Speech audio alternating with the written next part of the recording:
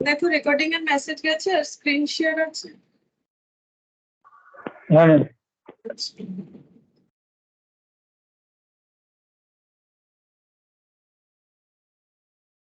तो देखो आज हम लोग बाईबैक स्टार्ट करेंगे, ठीक है। Buyback of shares. तो बाईबैक क्या होता है देखते हैं। देखो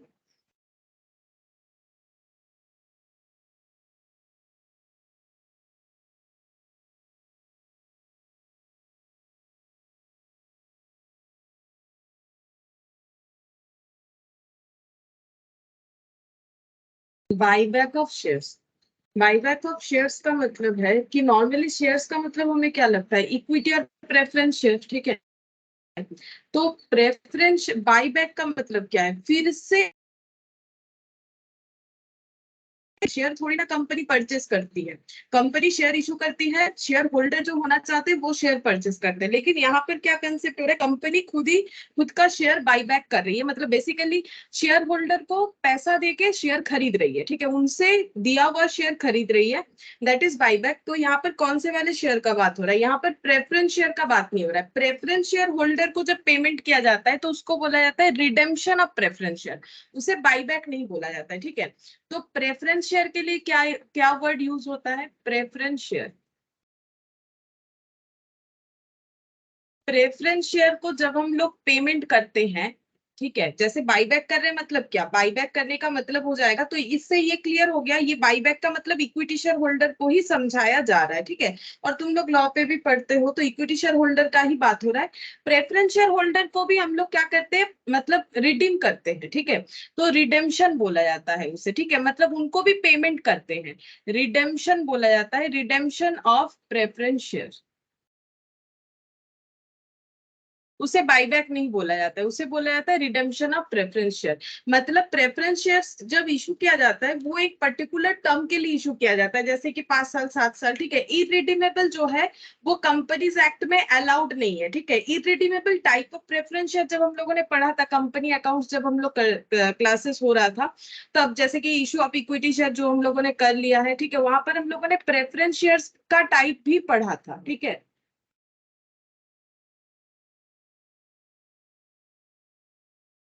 गुड इवनिंग सलोनी। गुड इवनिंग सलोनी, आवाज आ रहा है? Good evening ma'am. Good evening.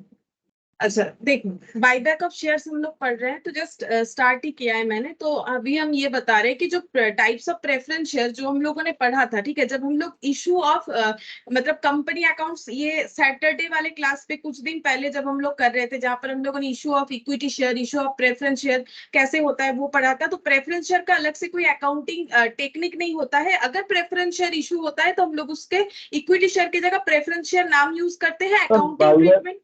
हाँ बोलो। ম্যাম, বাইব্যাকটা বেসিক্যালি ইকুইটি শেয়ার হোল্ডার থেকে, মানে যেটা মার্কেটে পাবলিক ইস্যু করে সেখান থেকেই তো হয়। কি বললে বলো, আরেকবার বলো। বাইব্যাক। বাইব্যাক মানে যেটা পাবলিক ইস্যু করে রাখে কোম্পানি হ্যাঁ ইকুইটি হ্যাঁ শেয়ার হোল্ডারদের জন্য, সেখান থেকেই তো বাইব্যাক করা হয়। হ্যাঁ, কোম্পানির ওটা থেকে, ওখান থেকেই। হ্যাঁ ওটা ওটা থেকেই করা হয়, ওটা থেকেই করা হয়। तो देखो रिडेम्पशन ऑफ प्रेफरेंस शेयर जो है वहां पर क्या होता है, हम लोग प्रेफरेंस शेयर का टाइप्स में इरिडीमेबल इरिडीमेबल प्रेफरेंस शेयर भी पढ़े थे। बहुत सारा टाइप ऑफ प्रेफरेंस शेयर था, तुम लोग को याद है कि नहीं मुझे नहीं पता, लेकिन उसमें हम लोगों ने एक टाइप पढ़ा था रिडीमेबल और इरिडीमेबल। और ये कैसे टाइप था, उसके टर्म के हिसाब से टाइप था, ठीक है, रिडीमेबल और इरिडीमेबल प्रेफरेंस शेयर। तो वहां पर जब हम लोग प्रेफरेंस शेयर होल्डर को एक टर्म्स के बाद पे करते हैं उसे बोला जाता है रिडेम्पशन ऑफ प्रेफरेंस शेयर। लेकिन इक्विटी शेयर का ऐसा कोई टर्म नहीं होता है कि इक्विटी शेयर को इतने साल बाद पे बैक करना है, ऐसा नहीं होता है, ठीक है। अगर कंपनी के पास सरप्लस कैश है, ठीक है, कंपनी कब बाईबैक करती है, अगर कंपनी के पास सरप्लस कैश है, मतलब अपना सारा काम करने के बाद अगर उसके बाद भी बहुत ज्यादा कैश बच जाता है, एक्स्ट्रा कैश बच जाता है, सरप्लस कैश, तो कंपनी क्या कर सकती है, उससे डिविडेंड बहुत ज्यादा बांट सकती है, ऐसा कर सकती है। या फिर उसमें से एक ऑप्शन कंपनी के पास ये होता है कि कंपनी बाईबैक कर सकती है। और बाईबैक का मतलब है कंपनी जब खुद का शेयर कैंसिल करती है उसे बाईबैक बोला जाता है, ठीक है। तो उसे लेकिन रिडेम्पशन नहीं बोला जाता है। और डिबेंचर जो कि शेयर नहीं होता है, ये तुम लोग को पता है, ये तो लोन होता है, ठीक है। हम लोगों ने डिवेंचर भी पढ़ लिया, इशू ऑफ डिवेंचर। तो कंपनी अगर डिवेंचर इशू करती है तो उसे भी कंपनी को पे करना पड़ता है, लोन है, उसको भी बोला जाता है रिडेम्पशन। ठीक है, तो रिडेम्पशन ऑफ डिवेंचर बोला जाता है, बट बाईबैक को कभी भी रिडेम्पशन ऑफ इक्विटी शेयर नहीं बोला जाता है। ठीक है, मतलब इक्विटी शेयर को जब हम लोग मार्केट से कंपनी खुद परचेज करना स्टार्ट करती है अपना शेयर, तो उसका टर्म होता है बाईबैक। ठीक है, उसे रिडेम्पशन नहीं बोला जाता है। तो अभी हम लोग थोड़ा टर्म्स के साथ जो है चल रहे हैं कि टर्म्स क्या क्या होता है। तो यहाँ पर लिख रहे हैं when the accompany by back its own share. ठीक है, कंपनी जब खुद ही अपना शेयर मतलब कौन सा शेयर, इक्विटी। ठीक है, लोग के दिमाग में प्रेफरेंस शेयर भी आ जाएगा, बट ये नहीं, प्रेफरेंस शेयर का रिडम्पशन होता है, उसका बाईबैक नहीं होता है। ठीक है, बाकी बात एक ही है, प्रेफरेंस शेयर को रिडीम करने का मतलब है उनका पेमेंट कर देना और उनको कैंसिल कर देना। बाईबैक का मतलब ही होता है कि जो कुछ शेयर होल्डर से अपना शेयर खुद से खरीद लेना, मतलब पेमेंट करके उनका होल्डिंग कैंसिल कर देना, लेकिन फिर भी लैंग्वेज अलग अलग है। ठीक है, तो when the company buyback it's own share for cancellation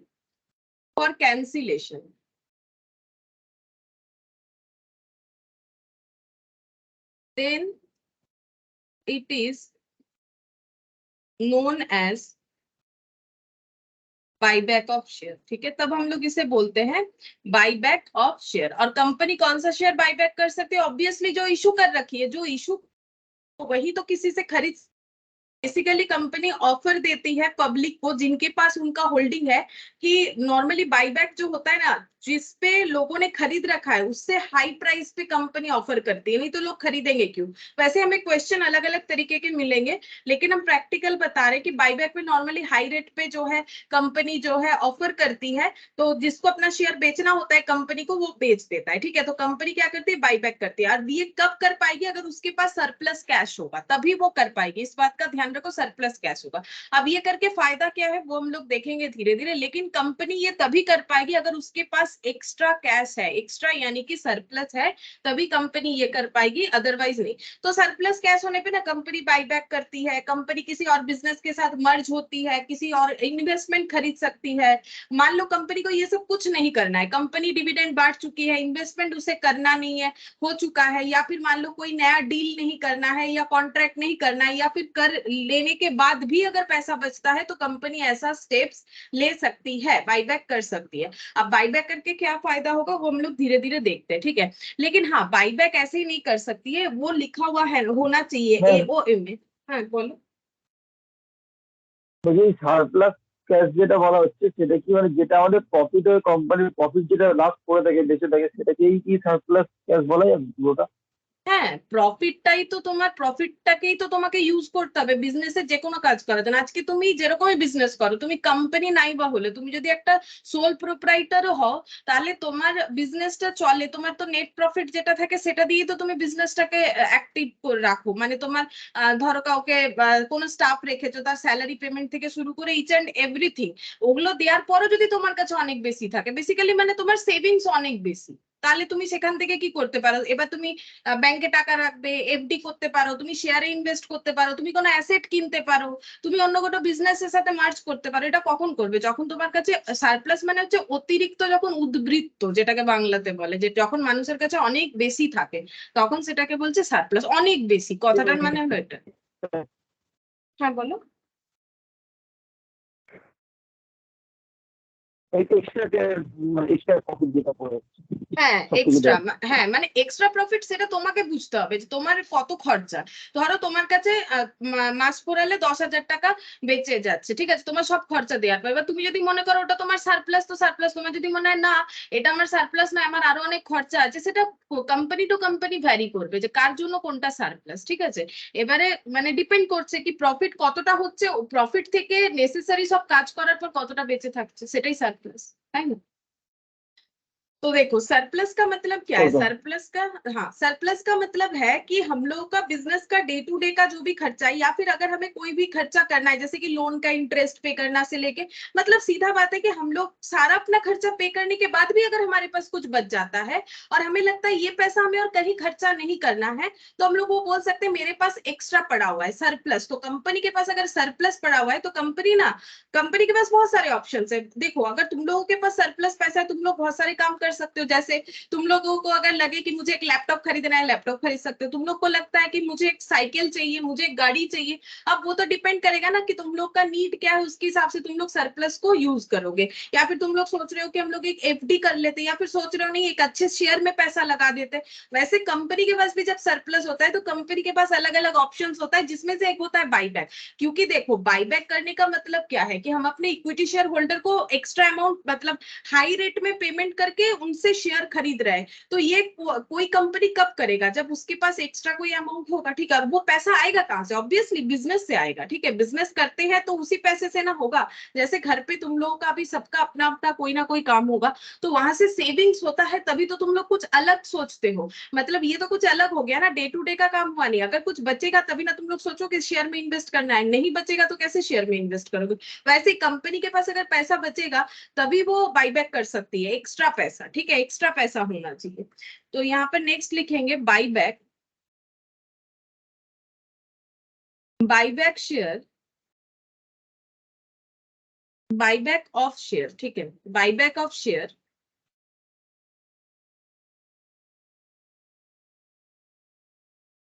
must be permitted by article of association of companies, ठीक है। तो ऐसे ही बाईबैक नहीं होता है, एओए में लिखा हुआ होना चाहिए, ठीक है। अगर एओए यानी आर्टिकल ऑफ एसोसिएशन में मेंशन है तो ही बाईबैक कर सकते हो। ये सब तो रूल्स है, मतलब कंपनीज एक्ट तो फॉलो करना पड़ेगा ना। तब कंपनी को, कंपनी जब बना तो कंपनीज एक्ट के हिसाब से बना, तो वहां जो भी लिखा हो, जैसे तुम लोग कोई स्कूल कॉलेज या इंस्टीट्यूट में एडमिशन लेते हो तो उनके रूल्स रेगुलेशंस के हिसाब से ही तो चलना पड़ेगा। वैसे ही बाईबैक जो भी हो रहा है कंपनी का काम है, तो कंपनी का काम जो है तो फिर कंपनीज एक्ट 2013 जैसा जैसा बोलेगा वैसा इनको चलना पड़ेगा। तो कंपनीज एक्ट 2013 बोल रहा है अगर तुम्हारे एओए में लिखा हुआ है तो बाईबैक कर सकते हो, ठीक है। अच्छा, नेक्स्ट लिखेंगे और एक point, only fully paid up shares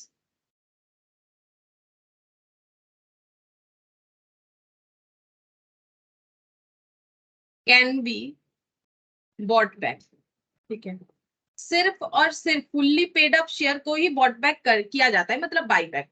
तो ये तो बहुत ही नॉर्मल सेंस है। सोचो कोई एक शेयर जिसपे कंपनी, मान लो एक शेयर का 10 रुपया था, ठीक है। तो कंपनी ने क्या किया है, एक शेयर होल्डर है, ठीक है, ये भी एक शेयर होल्डर है, ये भी एक शेयर होल्डर है। कंपनी ने मान लो पूरा कॉल कर लिया था, कॉल्ड अप फुल्ली, फुल्ली मतलब कंपनी को एक्सपेक्टेशन था ये भी 10 दे देंगे, ये भी 10 दे देंगे, ठीक है।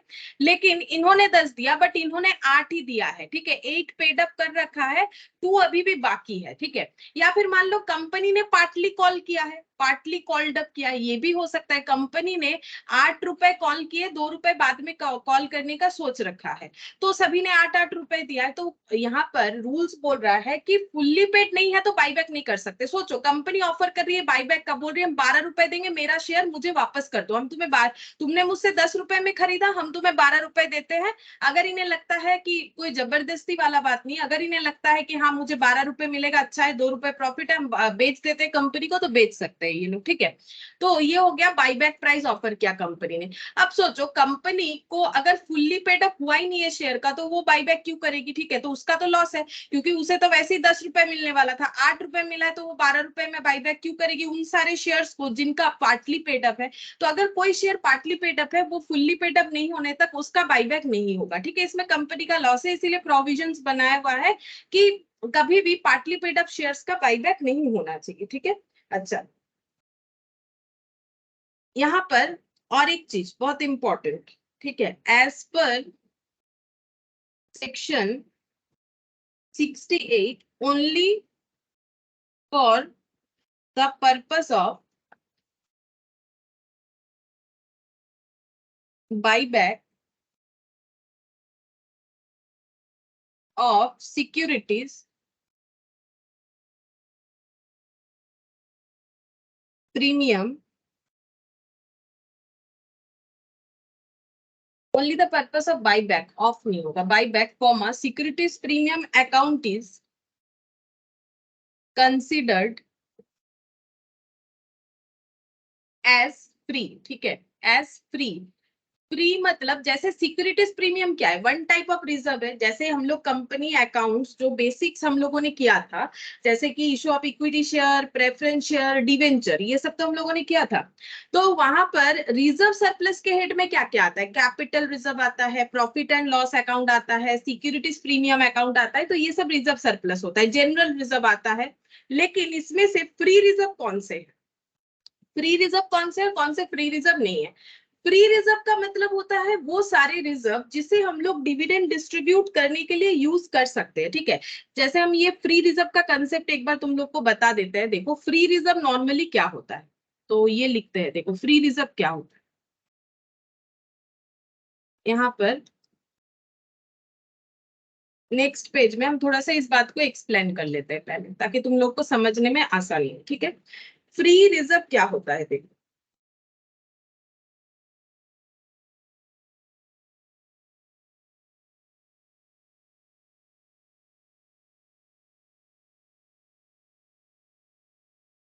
एक सेकेंड। हाँ, reserve that can be used for the purpose of, ये तुम लोग डेफिनेशन बहुत बार पढ़े हो। ठीक है, for the purpose of distribution of dividend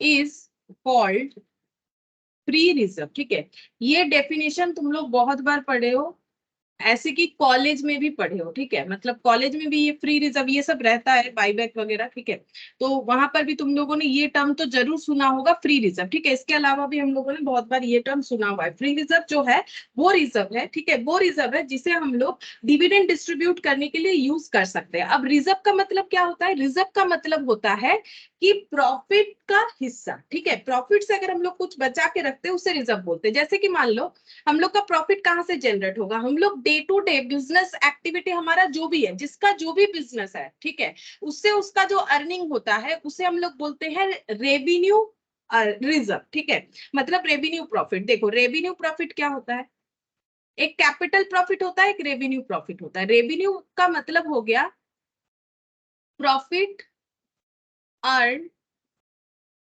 from day to day activity.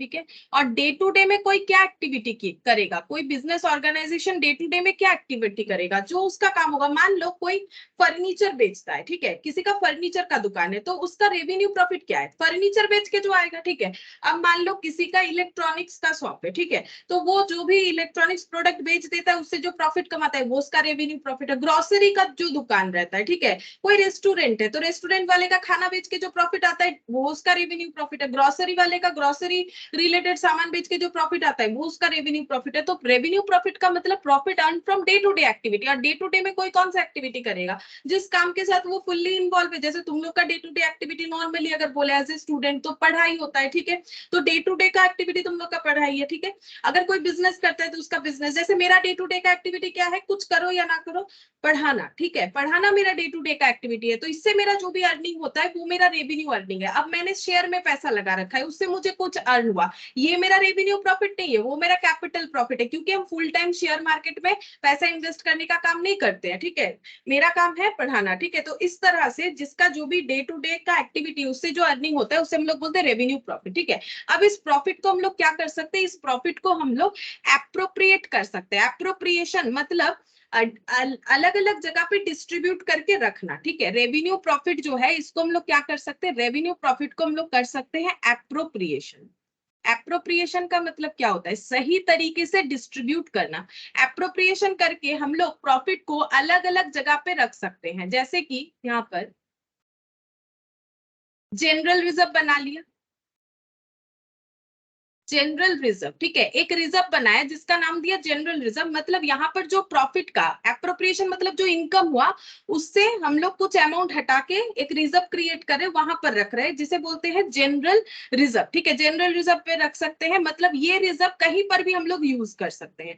दूसरा हो सकता है डिविडेंड इक्वलाइजेशन रिजर्व, ठीक है, और क्या हो सकता है प्रॉफिट एंड लॉस अकाउंट, और क्या हो सकता है रेवेन्यू रिजर्व, ठीक है।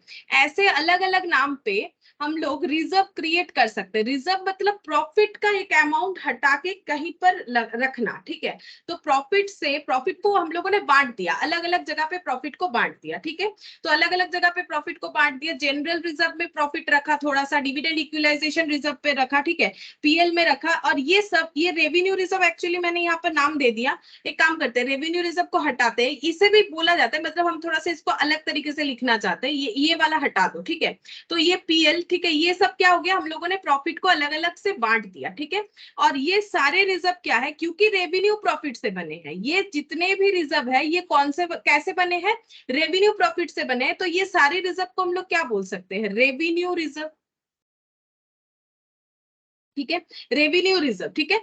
अब हम लोग अपने शेयर होल्डर को जो डिविडेंड देते हैं वो कहां से देते हैं, जो तुम लोग एफएम मतलब फाइनेंशियल मैनेजमेंट में पढ़ते हो ना, EBIT, earning before interest and tax, फिर वहां से क्या देते हो, सबसे पहले ईबीआईटी से क्या देते हो, इंटरेस्ट, तो क्या बचता है ईबीटी, ठीक है, ईबीटी से टैक्स देते हो तो क्या बचता है प्रॉफिट आफ्टर टैक्स, फिर उसके बाद प्रेफरेंस शेयर होल्डर को डिविडेंड देते हो, फिर जो बचता है इक्विटी शेयर होल्डर को देते हो। तो कहां से डिविडेंड दिया, कहां से डिविडेंड दिया, डे टू डे का जो अर्निंग है वहां से दिया, मतलब पूरे साल भर में जो अर्निंग हुआ वहां से दिया।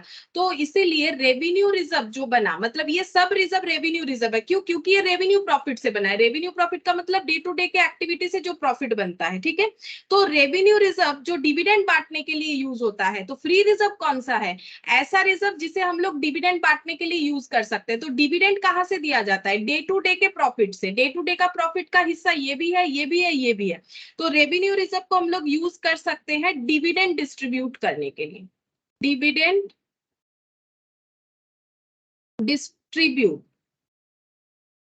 डिविडेंड कैन बी डिस्ट्रीब्यूटेड, ठीक है, रेवेन्यू रिजर्व से डिविडेंड डिस्ट्रीब्यूट कर सकते हैं, इसीलिए हर तरह का रेवेन्यू रिजर्व क्या होता है, फ्री रिजर्व होता है, ठीक है, फ्री रिजर्व होता है। अच्छा, अब कौन सा फ्री रिजर्व नहीं होता है, ये भी सुन लो, कौन सा फ्री रिजर्व नहीं होता है।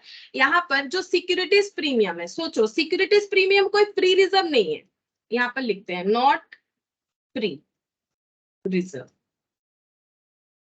ठीक है। जैसे कि सिक्योरिटीज प्रीमियम, सिक्योरिटीज प्रीमियम कोई फ्री रिजर्व नहीं है, क्यों, सिक्योरिटीज प्रीमियम अभी अभी मैंने बताया, फ्री रिजर्व का मतलब वो रिजर्व जो डे टू डे के एक्टिविटी से होता है, तो सिक्योरिटीज प्रीमियम जो जनरेट होता है वो कोई डे टू डे के एक्टिविटी से नहीं होता है, कोई कंपनी रोज ही थोड़ी ना शेयर इशू करती है, ऐसा थोड़ी ना होता है, ये कभी कभार होता है, ठीक है। तो ये सिक्योरिटीज प्रीमियम जो है ये कैपिटल नेचर का रिजर्व हो गया, ये जो है ये फ्री रिजर्व नहीं होता है। या फिर रिवैल्यूएशन रिजर्व, ठीक है, हम लोगों ने रिवैल्यूएशन किया अपने एसेट लाइबिलिटी का और उससे जो भी प्रॉफिट या लॉस जनरेट हुआ, रेवेन्यू सॉरी रिवैल्यूएशन रिजर्व, ये भी हम लोग का फ्री रिजर्व नहीं है, क्योंकि ये भी हम लोग का क्या है, ये हम लोग का डे टू डे के एक्टिविटी से नहीं आया, कोई रोजाना ही रिवैल्यूएशन नहीं करता है अपने एसेट लाइबिलिटीज का, ठीक है। जैसे पार्टनरशिप में कब रिवैल्यूएशन होता है, पार्टनरशिप तो हम लोगों ने सभी ने 12 में किया है, पार्टनरशिप में रिवैल्यूएशन तब होता है जब कोई नया पार्टनर एडमिशन लेता है, किसी का रिटायरमेंट होता है, किसी का डेथ होता है, या फिर प्रॉफिट शेयरिंग रेशियोज को चेंज किया जाता है, तो रिवैल्यूएशन होता है। तो रिवैल्यूएशन रिजर्व से जो प्रॉफिट या लॉस आएगा ये भी फ्री रिजर्व नहीं है, क्यों नहीं है, क्योंकि ये सब डे टू डे के एक्टिविटी से नहीं होता है, ठीक है। ये सब क्या है, ये सब है कैपिटल रिजर्व, ठीक है, ये सब क्या है, कैपिटल रिजर्व है। और ये सब रिजर्व को हम लोग डिविडेंड डिस्ट्रीब्यूट करने के लिए नहीं बांट सकते, क्योंकि डिविडेंड उसी से दिया जाता है जो डे टू डे के एक्टिविटी से प्रॉफिट जनरेट होता है उससे, यानी कि फ्री रिजर्व से, यानी कि रेवेन्यू रिजर्व से, ठीक है। तो लिंक समझ लो कि क्या रेवेन्यू रिजर्व होता है और उसको ही क्यों फ्री रिजर्व बोलते हैं, और नॉट फ्री रिजर्व क्या है। तो यहाँ पर जब बाईबैक होता है तो हम लोग नॉर्मली फ्री रिजर्व का यूज करेंगे, जब हम लोग अभी प्रोसेस पढ़ेंगे कि बाईबैक करने के लिए हमें किस तरह का जो है रिजर्व का यूज होता है। बट यहाँ पर एक स्पेशल केस है, देखो, only for the purpose of buyback, सिर्फ और सिर्फ बाईबैक के केस में सिक्योरिटीज प्रीमियम को फ्री रिजर्व माना जाता है, लेकिन securities premium preferential redemption of debenture पढ़ोगे, ठीक है, तब देखना वहां पर सिक्योरिटीज प्रीमियम को नहीं लिया जा रहा है, क्योंकि बेसिकली ये फ्री रिजर्व है नहीं, लेकिन सिर्फ बाईबैक के लिए सिक्योरिटीज प्रीमियम को फ्री माना गया है, ये रूल्स है, ठीक है। तो ये तुम लोग को याद रखना पड़ेगा, सिर्फ और सिर्फ सिक्योरिटीज प्रीमियम को बाईबैक के केस में फ्री माना गया, बाकी कभी भी ये फ्री रिजर्व नहीं होगा। क्यों नहीं होगा वो भी मैंने एक्सप्लेन कर दिया, क्यों फ्री रिजर्व नहीं होता, ठीक है। अच्छा, अब हम लोग नेक्स्ट पढ़ेंगे, यहाँ पर नेक्स्ट पॉइंट लिखेंगे, बाईबैक कैसे कर सकते हैं। Buyback can be done from, पहला, ओपन मार्केट। ओपन मार्केट में कंपनी शेयर होल्डर को ऑफर दे सकती है, ठीक है। ओपन मार्केट से मतलब जैसे मार्केट में इक्विटी शेयर का जो प्राइस चल रहा है उसी प्राइस में कंपनी अगर खरीद रही है अपना शेयर, तो that is from open market, ठीक है। अच्छा, अपने इम्प्लॉइज से भी बाईबैक कर सकती है, फ्रॉम इम्प्लॉय, ठीक है। इम्प्लॉय को किस तरह का इक्विटी शेयर इन्होंने इशू किया होगा, ये सब हम लोग पढ़ चुके हैं, जैसे कि ईशॉप, ठीक है, ईशॉप पढ़ा था ना हम लोगों ने। इम्प्लॉय स्टॉक ऑप्शन प्लान, ठीक है, जैसे कि sweat equity share, sweat equity share ये भी हम लोगों ने पढ़ा, इसका rules regulations. Sweat equity shares, ठीक है, ईशॉप, ये सब शेयर्स जो कंपनी अपने एम्प्लॉय को इशू करती है, कब करती है, क्यों करती है, ये सब हम लोगों ने डिटेल्स में पढ़ा है। तो इनसे भी शेयर्स कंपनी हाई प्राइस देके ऑफर करके बाईबैक कर सकती है, ठीक है। From share holder, share holder को भी ऑफर देके कर सकती है, शेयर होल्डर से, इम्प्लॉय से, ठीक है, इनसे बाईबैक कर सकती है, क्योंकि इनके पास शेयर होता है कंपनी का। या फिर और एक होता है ऑन प्रोपोर्शनेट बेसिस, ठीक है। ये सब हम लोग डिटेल्स में देखेंगे कि प्रोपोर्शनेट बेसिस क्या होता है, ये भी बता देंगे, ठीक है। प्रोपोर्शनेट बेसिस पे भी बाईबैक कर सकती है कंपनी, ठीक है। प्रोपोर्शनेट बेसिस मतलब बता देते कैसा होता है कि कंपनी जो है मतलब ऑफर करती है कि जैसे एक होता है लॉटरी सिस्टम जैसा होता है, कंपनी उसमें ऑफर करती है जिनका मतलब जो है मतलब इसे एग्जिट रूट बोलते हैं बेसिकली, ठीक है, एग्जिट रूट, ठीक है, एग्जिट रूट। प्रोपोर्शनेट बेसिस पे भी कंपनी बाईबैक कर सकती है, मतलब लॉट में, ठीक है, लॉट में, ये हम बता देंगे डिटेल्स में, ठीक है। अभी हम लोग एक बार लिख लेते हैं कि कितने तरीके से कंपनी बाईबैक कर सकती है, ओपन मार्केट से, इम्प्लॉय से, शेयर होल्डर से, और प्रोपोर्शनेट बेसिस में बाईबैक कर सकती है, ठीक है। अच्छा, अब देखो बाईबैक करने का एडवांटेज क्या है, कंपनी क्यों बाईबैक करती है, तो यहाँ पर लिखेंगे advantage of buyback, advantage of buyback. Buyback करने का एडवांटेज क्या है, सबसे पहला, increase in earning per share, EPS, ठीक है, जिसे तुम लोग बोलते हो ईपीएस, कंपनी का जो ईपीएस है, अर्निंग पर शेयर, वो बढ़ जाता है, ठीक है। ये नॉर्मल सा बात है, ईपीएस बढ़ेगा, कैसे बढ़ेगा, देखो इसको अगर हम समझाना चाहते हैं, जैसे मान लो कि कंपनी का एवरेज प्रॉफिट जो है वो मान लो है 1000 रुपीज, ठीक है, और ये प्रॉफिट जो है 1000 शेयर होल्डर में बचता मतलब डिस्ट्रीब्यूट होता था, बांटा जाता था, ठीक है। तो एक जन को कितना करके डिविडेंड मिलता होगा, 1 रुपए करके, ठीक है, डिविडेंड कितना हो गया, 1 रुपया। अब कंपनी अगर अपने शेयर होल्डर का शेयर जो है खरीद लेती है, बाईबैक कर लेती है, तो 1000 शेयर होल्डर की जगह कम शेयर होल्डर हो जाएंगे। मान लो कि कंपनी ने 50% बाईबैक कर लिया, ठीक है, 50% बाईबैक कर लिया, तो अभी कंपनी के 500 शेयर होल्डर है, तो एक जन को कितना करके मिला, 2 रुपए करके डिविडेंड मिला, ठीक है। तो ये क्या हो गया, अर्निंग पर शेयर 1 था, अभी अर्निंग पर शेयर 2 हो गया, तो कंपनी का क्या होता है, अर्निंग पर शेयर इंक्रीज हो जाता है, ये मार्केट में गुड इंपैक्ट लाता है। तो बाईबैक करने से कंपनी का अर्निंग पर शेयर इंक्रीज होता है, इससे कंपनी का एक गुड इंपैक्ट, एक गुड इंडिकेशन देता है मार्केट में, ये अर्निंग पर शेयर बढ़ जाना, ठीक है। तो बाईबैक का एडवांटेज ये है कि ईपीएस बढ़ जाएगा, ठीक है। अच्छा, अब जैसे ईपीएस बढ़ेगा तो यहाँ पर gradual increase in the market price of share, ठीक है, शेयर का मार्केट प्राइस भी बढ़ जाएगा, क्योंकि ईपीएस बढ़ेगा तो लोग जो है बाईबैक लोग जो है कंपनी को मानेंगे कि अच्छा है, क्योंकि देखो अर्निंग पर शेयर बढ़ रहा है, डिविडेंड अच्छा खासा मिल रहा है, तो लोग शेयर खरीदने जाएंगे, तो ऑटोमेटिकली मतलब डिमांड हाई होगा तो मार्केट प्राइस बढ़ जाएगा। ठीक है, अच्छा अब यहाँ पर लिखेंगे reduction of future liability by payment of surplus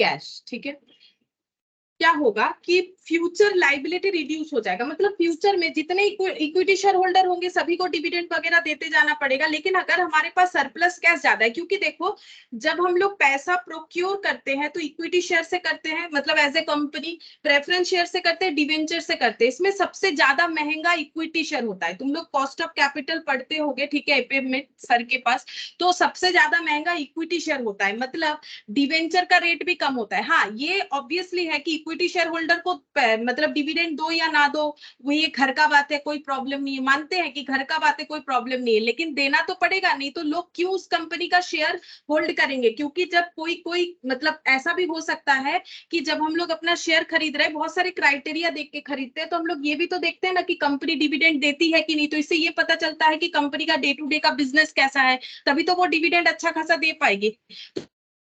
तो डिविडेंड तो देना पड़ेगा, नहीं तो इक्विटी शेयर होल्डर को रिटेन नहीं कर पाएंगे,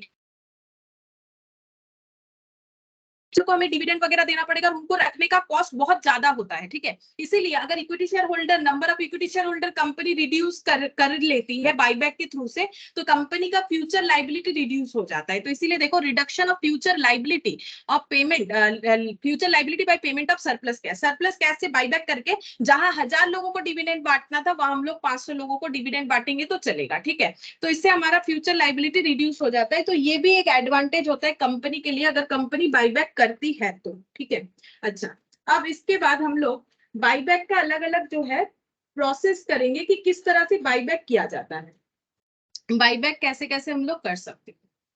तो यहाँ पर लिखेंगे बाईबैक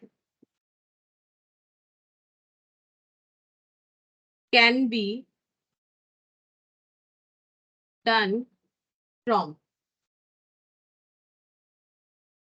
किस तरह से बाईबैक कर सकती है कंपनी, सरप्लस कैश होना चाहिए, ये तो हम लोगों ने देखा। ठीक है, अब देखो कैसे हो सकता है, तीन तरह से हो सकता है। पहला, by fresh issue of other securities,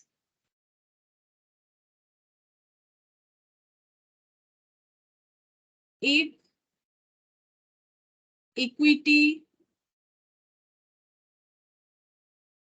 share are buyback, then fresh issue will be for preference share or other class of equity share। बता देंगे क्या होता है। ठीक है, पहले हम लोग एक एक कंसेप्ट में आएंगे तो बता देंगे, हम तीन प्रोसेस लिखवा देते हैं, अभी इसी पे हम लोग बात करेंगे। Bye free reserve, free reserve से कर सकते हैं, सीआरआर क्रिएट करके, कैपिटल रिडेम्पशन रिजर्व, और buyback of shares can be at premium, that is amount due on buyback equal to nominal value of capital plus premium on buyback।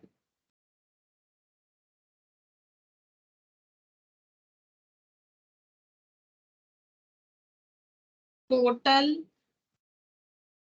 Value of buyback.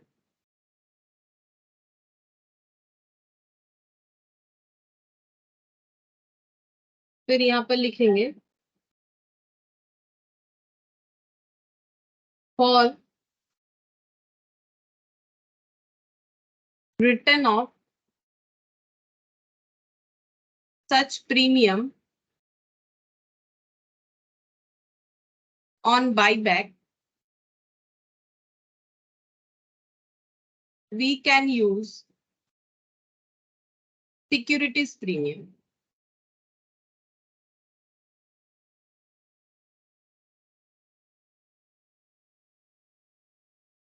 तो entry हो जाता है securities premium account debit to premium on buyback.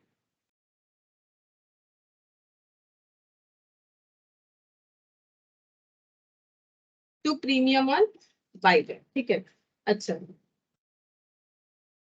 अब देखो यहाँ पर, अब हम लोग थोड़ा सा कुछ मैथमेटिकल पॉइंट करते हैं। जैसे कि मैंने अभी बताया कि कंपनी बाईबैक, देखो यहाँ तक तो हम लोगों ने समझ लिया क्या क्या है, कि बाईबैक क्या होता है, ठीक है। बाईबैक कंपनी कब कब कर सकती है, आर्टिकल ऑफ एसोसिएशन में लिखा हुआ होना चाहिए।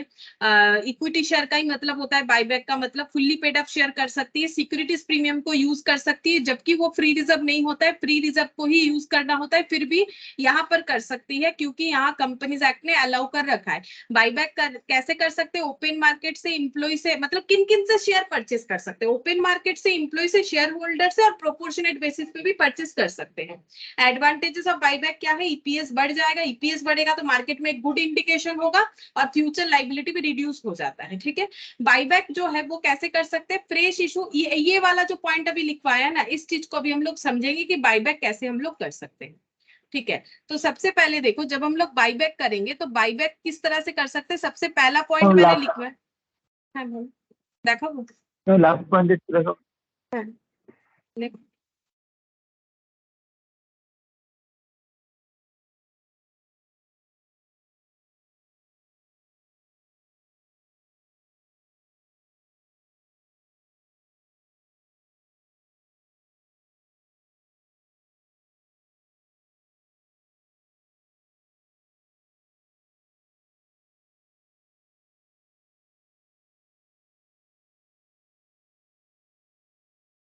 দেখা যাচ্ছে।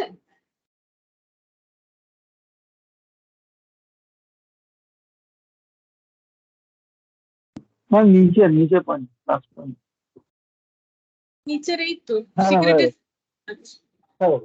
अच्छा, अब देखो बाईबैक का पहले मेथड वन, ठीक है, हम लोग पढ़ेंगे मेथड वन, ठीक है। पहला मेथड जैसे ये वाला, ठीक है, buyback, buyback by fresh issue of other securities, अच्छा बाय फ्री रिजर्व, हम पहले ये वाला बोल रहे हैं, फ्री रिजर्व वाला बोल रहे हैं, ठीक है, मतलब पहले पॉइंट भी बोल रहे हैं।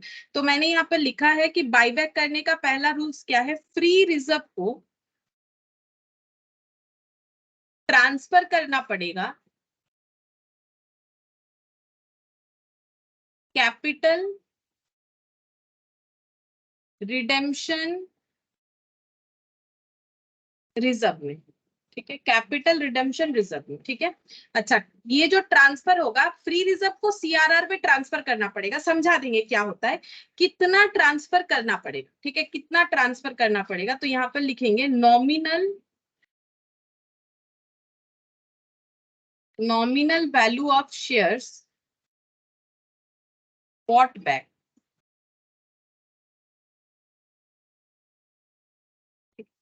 अच्छा, इसका हम लोग यहाँ पर कुछ एग्जाम्पल भी देख लेंगे, लेकिन पहले ये समझा देते हैं कि फ्री रिजर्व का सीआरआर में ट्रांसफर का मतलब क्या होता है, फिर हम लोग यहाँ पर कुछ एग्जाम्पल करेंगे, जैसे कि बाईबैक प्राइस, बाईबैक प्राइस, ठीक है, बाईबैक प्राइस कितना कितना होने से यहाँ पर ट्रांसफर टू सीआरआर, सीआरआर लिखेंगे, ठीक है, हम बार बार कैपिटल रिडेम्पशन रिजर्व नहीं लिखेंगे, सीआरआर लिखेंगे, क्वेश्चन में भी तुम लोग को सीआरआर ये लैंग्वेज दिया जा सकता है, ठीक है। यहाँ पर हम कुछ पहले समझा देते हैं, फिर एग्जांपल्स लेंगे, तुम लोग मुझे आंसर बताना, ठीक है, क्या होगा, तो इसके लिए मैंने जगह रख दिया है, ठीक है। अब ये जो फ्री रिजर्व है, फ्री रिजर्व में ट्रांसफर होने का मतलब क्या है, जैसे देखो एक एग्जाम्पल के साथ हम लोग समझते हैं। देखो जैसे फ्री रिजर्व में ट्रांसफर होने का मतलब क्या हो गया, सपोज यहाँ पर देखो, सपोज कि हम लोगों को एक ऐसे एग्जांपल लेते, पहले नॉर्मल देखो, हम लोग को मान लो एक लैपटॉप खरीदना है, ठीक है, सपोज कि तुम लोग को एक लैपटॉप खरीदना है और लैपटॉप का प्राइस है, मान लेते हैं कि लैपटॉप का प्राइस है 50,000, ठीक है, 50,000 लैपटॉप का प्राइस है। तो तुम लोग अपने पहले घर पे पेरेंट्स को बोलोगे कि हमें एक लैपटॉप खरीदना है, ठीक है, तो क्या होगा, तुम लोग ऐसे बोल सकते हो कि मुझे 50,000 का लैपटॉप खरीदना है और मेरे पास जो है, ठीक है, मेरे पास जो है, मतलब ये लोग, ये तुम लोग हो, ठीक है, और ये पेरेंट्स, ठीक है, तो अब मान लो तुम लोग के पास कैश है 1 लाख, तुम लोग बोल रहे हो मेरे पास, पेरेंट्स को बोल रहे हो कि हम, मेरे पास 1 लाख कैश है, हम एक लैपटॉप खरीद लेंगे, ठीक है। अब 1 लाख कैश कहाँ से आया, घर पे पूछताछ तो होगा भाई 1 लाख कैश कहाँ से आया, ठीक है, तो तुम लोग ऐसे बोल रहे हो कि हम लोग के पास, मैंने लोन लिया है, ठीक है, लोन मतलब मान लेते हैं कि एक बार लोन लिया है, ये फ्रेंड से लिया है, कुछ भी मान लो कि लोन लिया है 50,000 का, ठीक है, और मेरे पास सेविंग्स है, मतलब मुझे थोड़ा बहुत जो पैसा वैसा मिलता है उसको बचा बचा के मैंने 50,000 बना लिए हैं, ठीक है, मैंने 50,000 बना लिया है, तो मेरा 50,000 का सेविंग्स है और 50,000 का मेरा लोन है, ठीक है, इस लैपटॉप का प्राइस हम 40,000 कर देते हैं, ठीक है। अच्छा, तो अब यहाँ पर क्या होगा, यहाँ पर देखो क्या करना पड़ेगा, अगर मोबाइल खरीदना है तो पेरेंट्स क्या सजेशन देंगे, लोन का पैसा मत लगाओ, तुम्हारे सेविंग्स में इतना पैसा है कि तुम लैपटॉप ले सकते हो, ठीक है, तो तुम्हें अगर लैपटॉप खरीदना है तो तुम्हें क्या करना पड़ेगा, अपना सेविंग्स को यूज करो, लोन का पैसा यूज मत करो, ठीक है, सेविंग्स में जब है तो लोन का पैसा क्यों यूज करके लैपटॉप खरीदना, ठीक है, तो इसका मतलब क्या करना पड़ेगा, जो सेविंग्स है, जो सेविंग्स है हम लोगों के पास, उसको हमें मोबाइल खरीदने के लिए ट्रांसफर करना पड़ेगा। अब क्या करेंगे, अगर हमारे पास ये पैसा ऐसे ही रहेगा तो हो सकता है कि हम लोग कहीं और खर्च कर दे, ठीक है, तो हमें सजेशन ऐसा मिल सकता है अपने पेरेंट्स से कि एक काम करो, इसको ब्लॉक कर दो, इस पैसे को ब्लॉक करने का मतलब है एक फंड बना लो, ठीक है, लैपटॉप फंड बोल के, ठीक है, लैपटॉप फंड मतलब एक फंड बना लो और उसमें ये सारे पैसे को डाल दो, ठीक है, लैपटॉप फंड बोल के एक फंड बना लो, उसमें ये सारे पैसे डाल दो, 40,000 का पूरा लैपटॉप फंड में पैसा डाल दो और इसे ब्लॉक कर दो, इसे हाथ मत लगाना, ये जब लैपटॉप खरीदने जाओगे तभी इसमें हाथ लगाना, उसके पहले मत लगाना, ठीक है।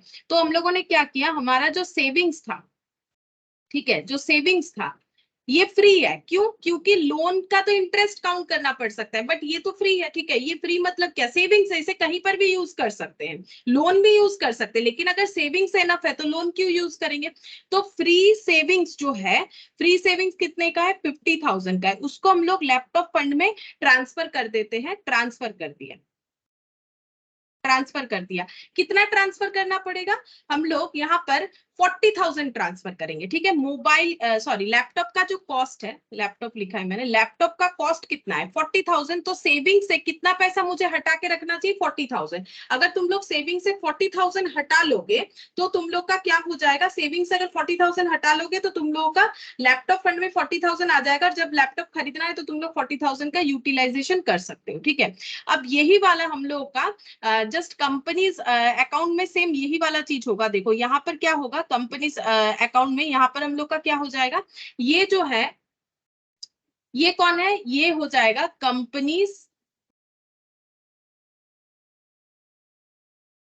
एक्ट, ठीक है, कंपनीज एक्ट 2013, ठीक है, कंपनीज एक्ट में बोला हुआ है कि हमें कैसे करके बाईबैक करना है, अपने फ्री रिजर्व को ट्रांसफर कर देना है, और ये कौन हो गया, कंपनी, ठीक है, ये कंपनी हो गया। अगर कंपनी बाईबैक करना चाह रही है तो कंपनीज एक्ट क्या सजेशन देगा, कंपनीज एक्ट बोलेगा क्या तुम लोगों के पास फ्री रिजर्व है, ठीक है, क्या तुम लोग के पास फ्री रिजर्व है, ये सेविंग्स क्या हो गया, ये फ्री रिजर्व हो गया, रिजर्व मतलब खुद के मेहनत से, सेविंग्स कैसे करते हो, मेहनत करके ना, बोलते हो ना बड़ा बचा बचा के मैंने पॉकेट मनी बचा के ये पैसा बनाया, मेहनत करके बनाया, तो वही फ्री रिजर्व, ठीक है, ये सेविंग्स क्या हो गया, फ्री रिजर्व, तो फ्री रिजर्व को हमें क्या करना पड़ेगा, फ्री सेविंग्स का मतलब यहाँ पर हो गया फ्री रिजर्व, फ्री रिजर्व को हमें क्या करना पड़ेगा, ट्रांसफर करना पड़ेगा एक फंड में जिसका नाम है सीआरआर, सीआरआर में ट्रांसफर करना पड़ेगा, पैसा ब्लॉक कर देना पड़ेगा ताकि इस पैसे से हम लोग बाईबैक कर सके, और कितना हमें ट्रांसफर करना पड़ेगा, जितना हमारा शेयर का वैल्यू होगा, ये देखो nominal value of share bought back, ठीक है, तो लैपटॉप का प्राइस जितना था तो उसी हिसाब से नॉमिनल वैल्यू ऑफ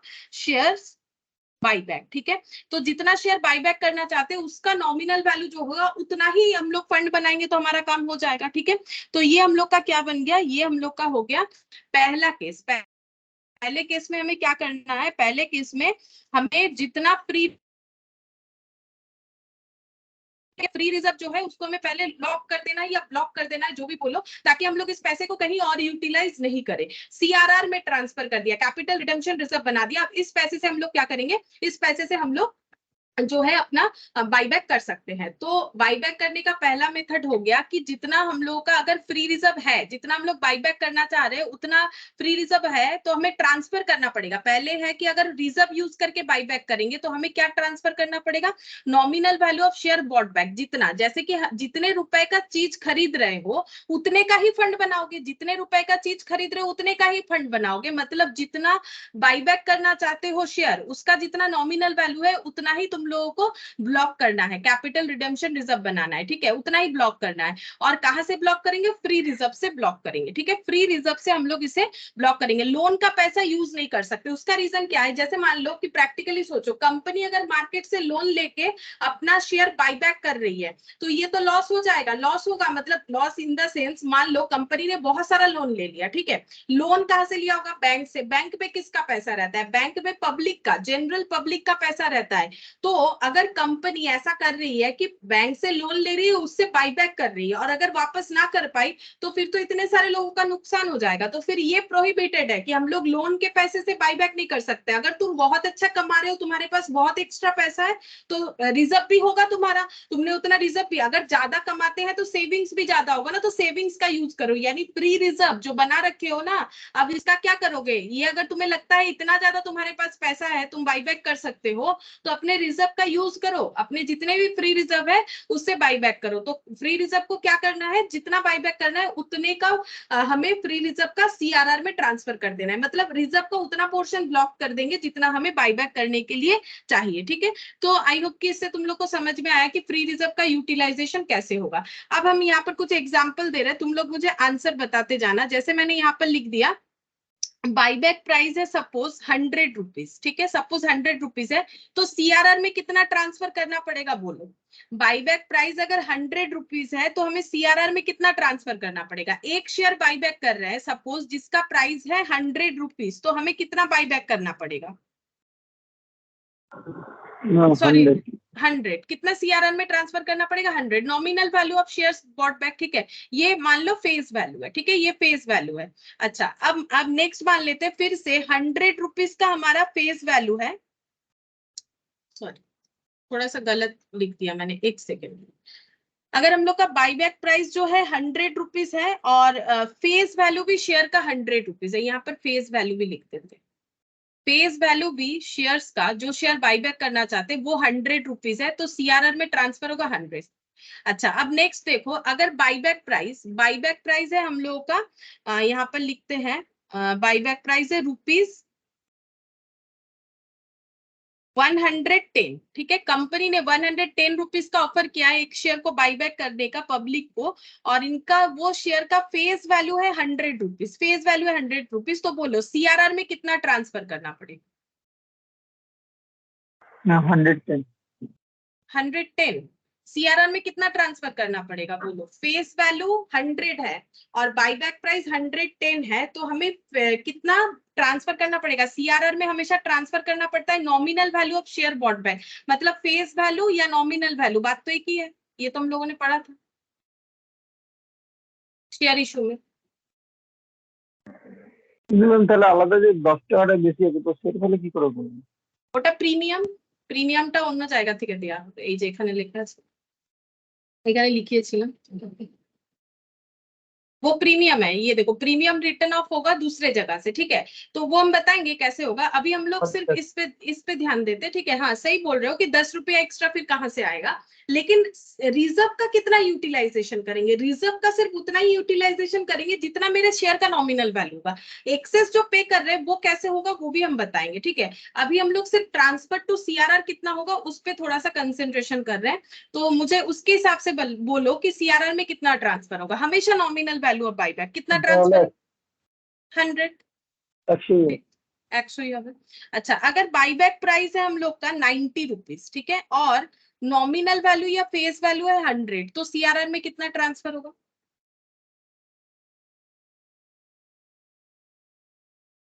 हमेशा ये फॉलो करो, ये दिमाग मत लगाओ यहाँ 10 100 कम ही है या 100 ही होगा, ठीक है, हमेशा इसको फॉलो करो, पहले ये दिमाग में सेट कर लो सीआरआर में क्या जाता है, ठीक है।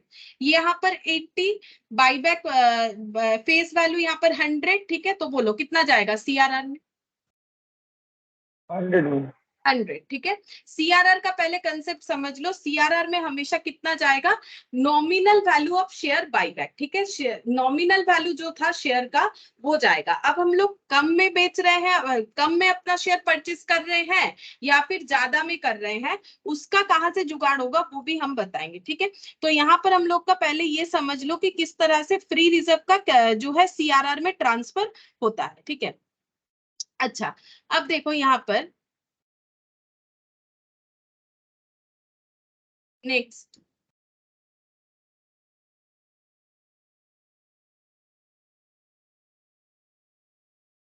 यहाँ पर एक सेकेंड। अच्छा, ये हो गया, हम लोग पहले सीआरआर में कितना ट्रांसफर करेंगे वो समझ लिया हम लोगों ने। अच्छा, इसके बाद नेक्स्ट हम लोग जो करेंगे मेथड 2, ठीक है, उसके बाद हम बताएंगे कि ये एक्स्ट्रा पैसा कहाँ से जाएगा, वो प्रीमियम है ना, तो वो प्रीमियम में राइट ऑफ होता है, तो वो हम लोग बाद में देखेंगे। अच्छा, अब हम लोग देखेंगे मेथड 2।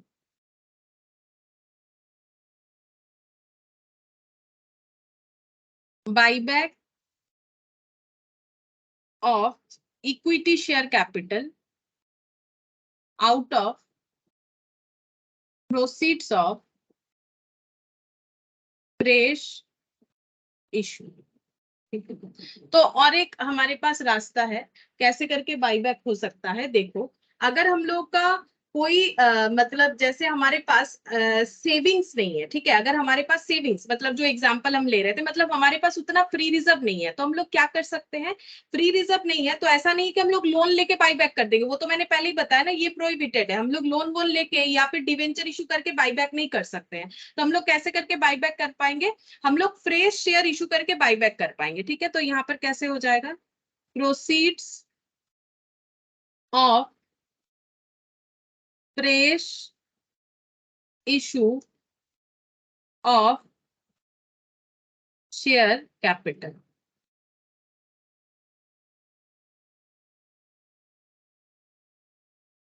नॉमिनल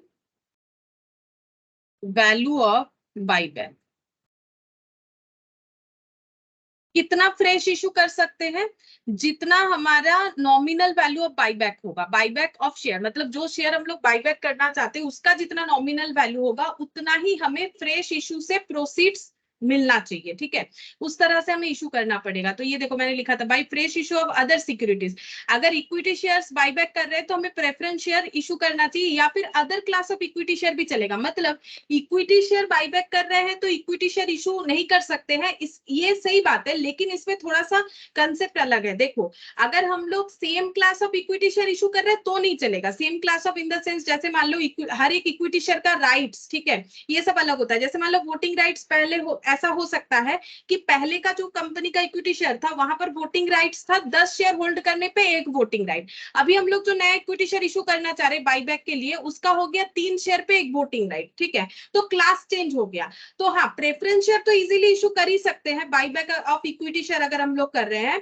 उसके साथ साथ अगर हम लोग इक्विटी शेयर भी इशू करना चाहे कर सकते हैं, लेकिन सेम क्लास का नहीं होना चाहिए। Other class of equity share मतलब जिस शेयर को बाईबैक कर रहे हैं उसी तरह का इक्विटी शेयर हम लोग इशू नहीं कर सकते, अलग अलग तरह का ऑब्वियसली इक्विटी शेयर इशू कर सकते हैं जिसे बोलते हैं अदर क्लास ऑफ शेयर्स, ठीक है। अदर क्लास ऑफ शेयर्स का मतलब ये होता है।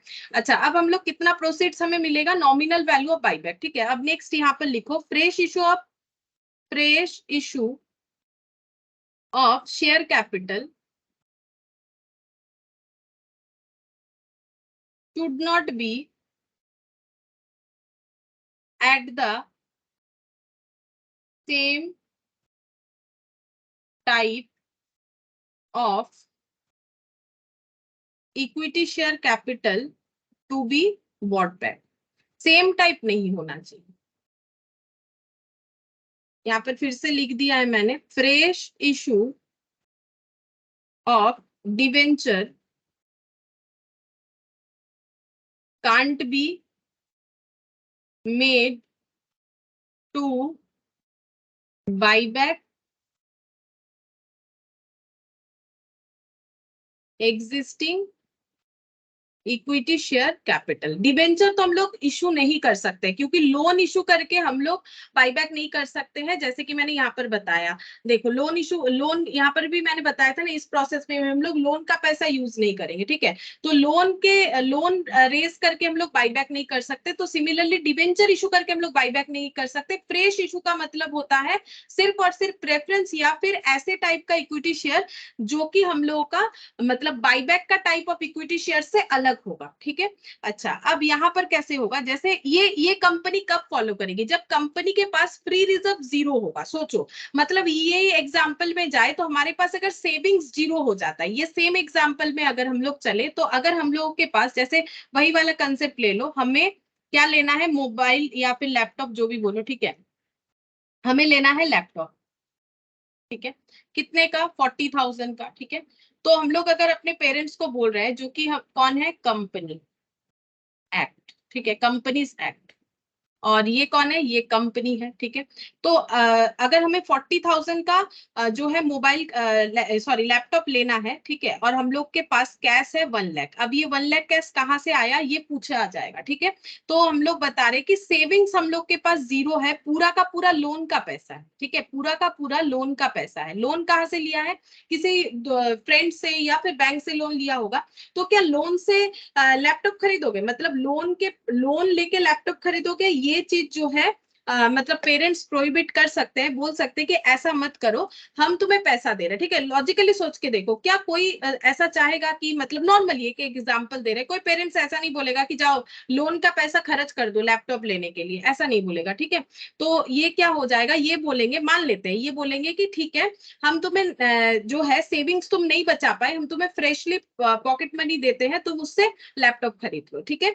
तो यहाँ पर क्या हो गया, फ्रेश पैसा मिल रहा है हमें, किससे, पेरेंट्स से, ठीक है, पेरेंट्स से हमें फ्रेश पैसा मिल रहा है। उसी तरह से यहाँ पर अगर इस चीज को कंपनी अकाउंट के साथ हम लोग जोड़े तो यहाँ पर क्या हो जाएगा, कंपनीज एक्ट बोल रहा है अगर तुम्हारे पास फ्री रिजर्व नहीं है, सेविंग्स का मतलब फ्री रिजर्व, तुम्हारे पास फ्री रिजर्व नहीं है, ठीक है, लोन का पैसा है, लेकिन लोन का पैसा से तुम बाईबैक नहीं कर सकते हो। फ्री रिजर्व अगर नहीं है तो क्या करना है, फ्री रिजर्व नहीं है तो फ्रेश इशू करो, ठीक है, फ्रेश इशू करो। जैसे हमें फ्रेश पैसा मिल रहा था, फ्रेश पैसा मिल रहा था पेरेंट्स से, 40,000 मिल गया ताकि हम लोग लैपटॉप खरीद ले, वैसे हमें कंपनीज एक्ट बोल रहा है कि फ्रेश इशू करो, ठीक है, फ्रेश इशू करो। तो फ्रेश शेयर इशू करो और उससे जो भी पैसा आएगा उससे बाईबैक कर लो, ठीक है, उससे बाईबैक कर लो।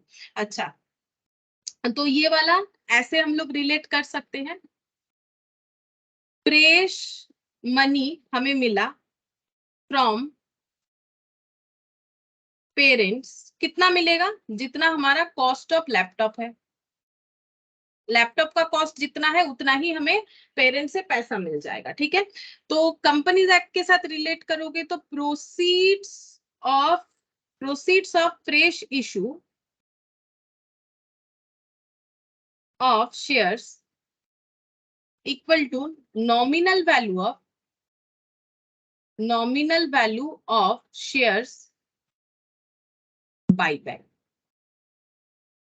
ठीक है।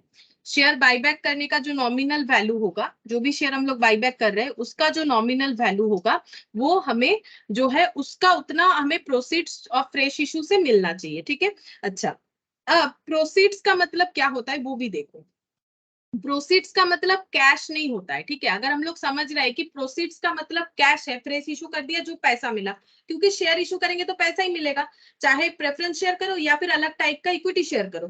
तो अगर हम लोग शेयर इशू कर रहे हैं तो क्या हमें प्रोसीड्स में कैश मिलता है, नहीं। प्रोसीड्स का मतलब क्या होता है, प्रोसीड्स का अपना एक अलग जो है डेफिनेशन है। प्रोसीड्स का मतलब है फेस वैल्यू और issue price which ever is lower, ठीक है, which ever is lower. Face value और इशू प्राइस में जो कम होता है उसे ही प्रोसीड्स माना जाता है। जैसे मान लो फेस वैल्यू अगर इतना है, जैसे कि मान लो फेस वैल्यू है शेयर का 100, ठीक है, और इशू प्राइस है सपोज 100, ठीक है, तो प्रोसीड्स कितना हो जाएगा? 100, ठीक है। अच्छा, अगर फेस वैल्यू है, नेक्स्ट एग्जांपल देखो, अगर फेस वैल्यू है हम लोग का 100 और इशू प्राइस है 120, तो प्रोसीड्स कितना हो जाएगा? विच एवर इज लोअर उसी को प्रोसीड्स माना जाएगा, यानी प्रोसीड्स 100 हो जाएगा। और अगर फेस वैल्यू है 100 और इशू प्राइस है 90, तो प्रोसीड्स कितना माना जाएगा? 90 माना जाएगा, क्योंकि प्रोसीड्स का मतलब होता है फेस वैल्यू या नॉमिनल वैल्यू, ठीक है। फेस वैल्यू का और एक नाम भी क्या होता है? Nominal value. ये मत भूलो, क्योंकि ये सब तुम लोग बेसिक ऑफ कंपनी अकाउंट्स में कर चुके हैं, इसीलिए मैंने बेसिक का क्लास करने के लिए बोला था, ठीक है। तुम लोग नहीं किए थे ठीक से, वो बात अलग है, लेकिन नॉमिनल वैल्यू फेस वैल्यू एक ही चीज होता है, ठीक है। तो अगर नहीं किए हो तो अभी देख लो क्लासेस, जो भी बैकअप क्लासेस है, ठीक है। तो नॉमिनल वैल्यू या फेस वैल्यू एक ही बात होता है। फेस वैल्यू या नॉमिनल वैल्यू या इशू प्राइस, उसमें से विचएवर इज लोअर उसी को प्रोसीड्स माना जाता है, जो कम होता है उसी को प्रोसीड्स माना जाता है, ठीक है। अच्छा, अब हम लोग यहाँ पर देखो ऐसे करते हैं, ये सेकेंड वाला प्रोसेस हम लोगों ने सीखा। अच्छा, अब और एक मेथड होता है, मेथड नंबर 3, मेथड 3, ठीक है। तो पहला मेथड क्या हो गया? अगर हमारे पास एनफ फ्री रिजर्व है तो हम लोग उससे जो है बाईबैक कर सकते हैं। अब उसका रूल्स क्या है? पहले जितना शेयर बाईबैक करना चाहते हैं उतने नॉमिनल वैल्यू का सीआरआर क्रिएट करो। सीआरआर क्रिएट करने के पीछे लॉजिक है कि जैसे मैंने बोला, यहाँ पर समझाया कि अगर हम लोग मोबाइल फंड या लैपटॉप फंड बना लेते, जो भी खरीद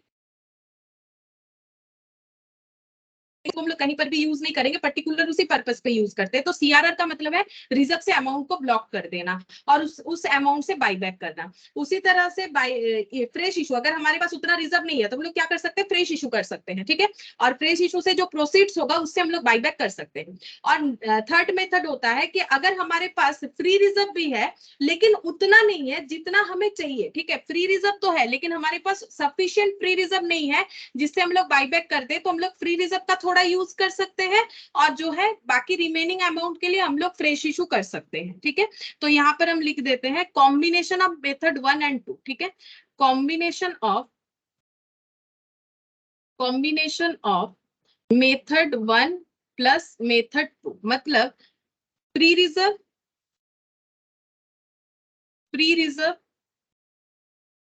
जिससे क्रिएट करना है सीआरआर, फ्री रिजर्व का क्या करना है? सीआरआर क्रिएट करना है, और प्रोसीड्स ऑफ फ्रेश इशू,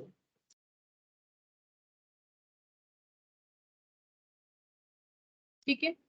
ये दोनों मिला के हम लोग क्या कर सकते हैं? बाईबैक कर सकते हैं।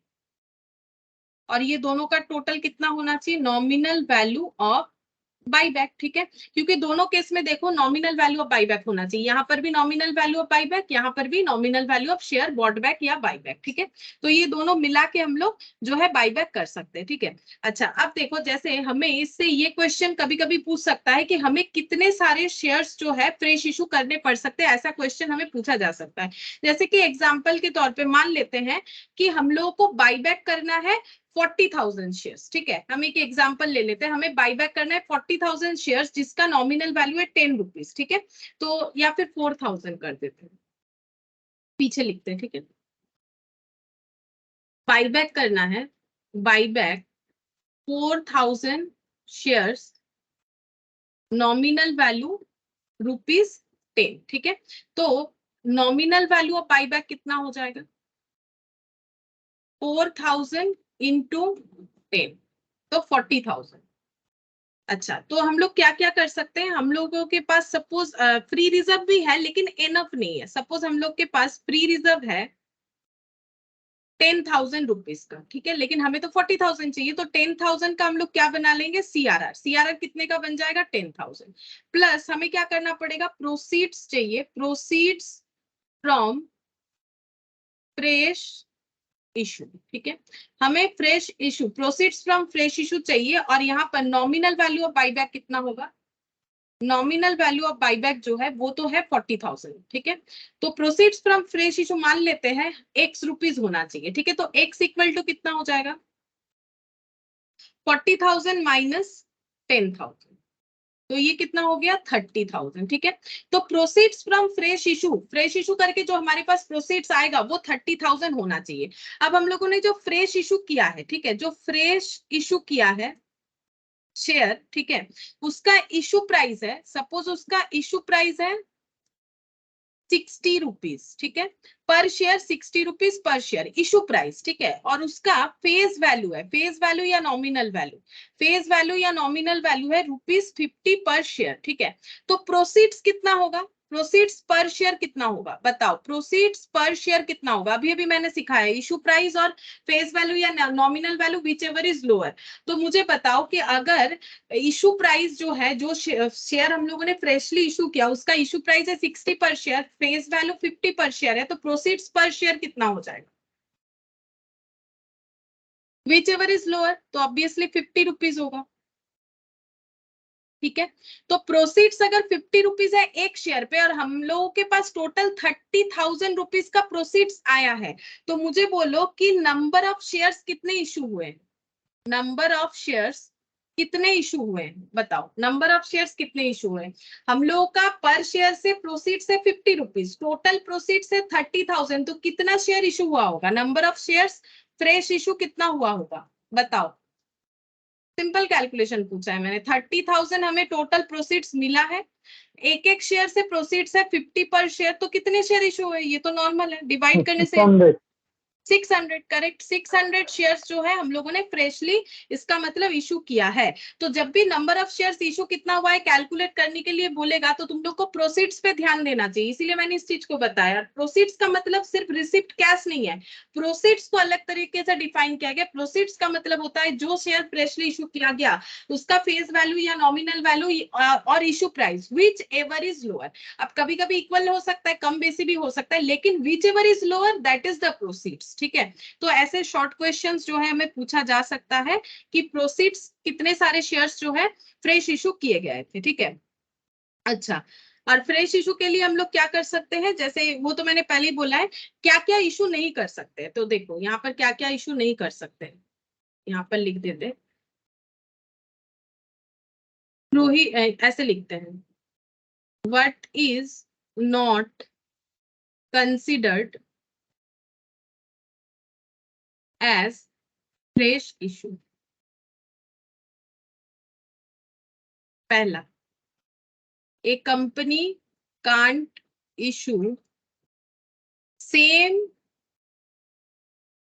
class of shares. A company can't issue debenture, loan नहीं ले सकती,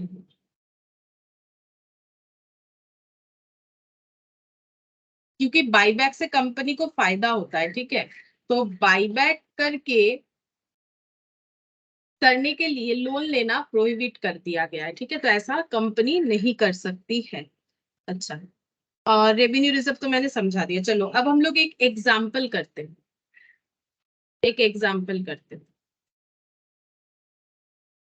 प्रॉफिट एंड लॉस अकाउंट है ₹1,00,000, general reserve ₹1,00,000, securities premium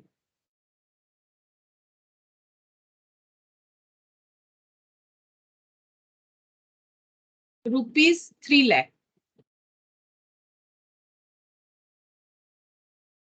next लिखेंगे, एक company wants to buy back 3,00,000 share of ₹10 each at the rate of ₹25 per share.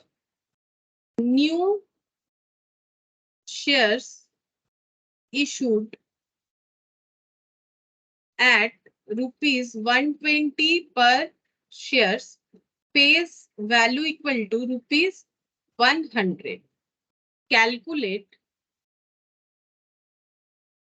the number of equity shares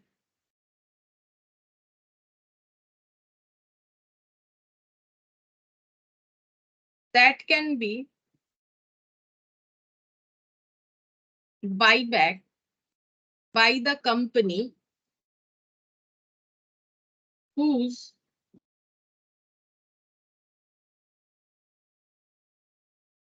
face value is ₹10 per share at the rate of ₹25 पर share. समझाते हैं, देखो question में क्या बोला है।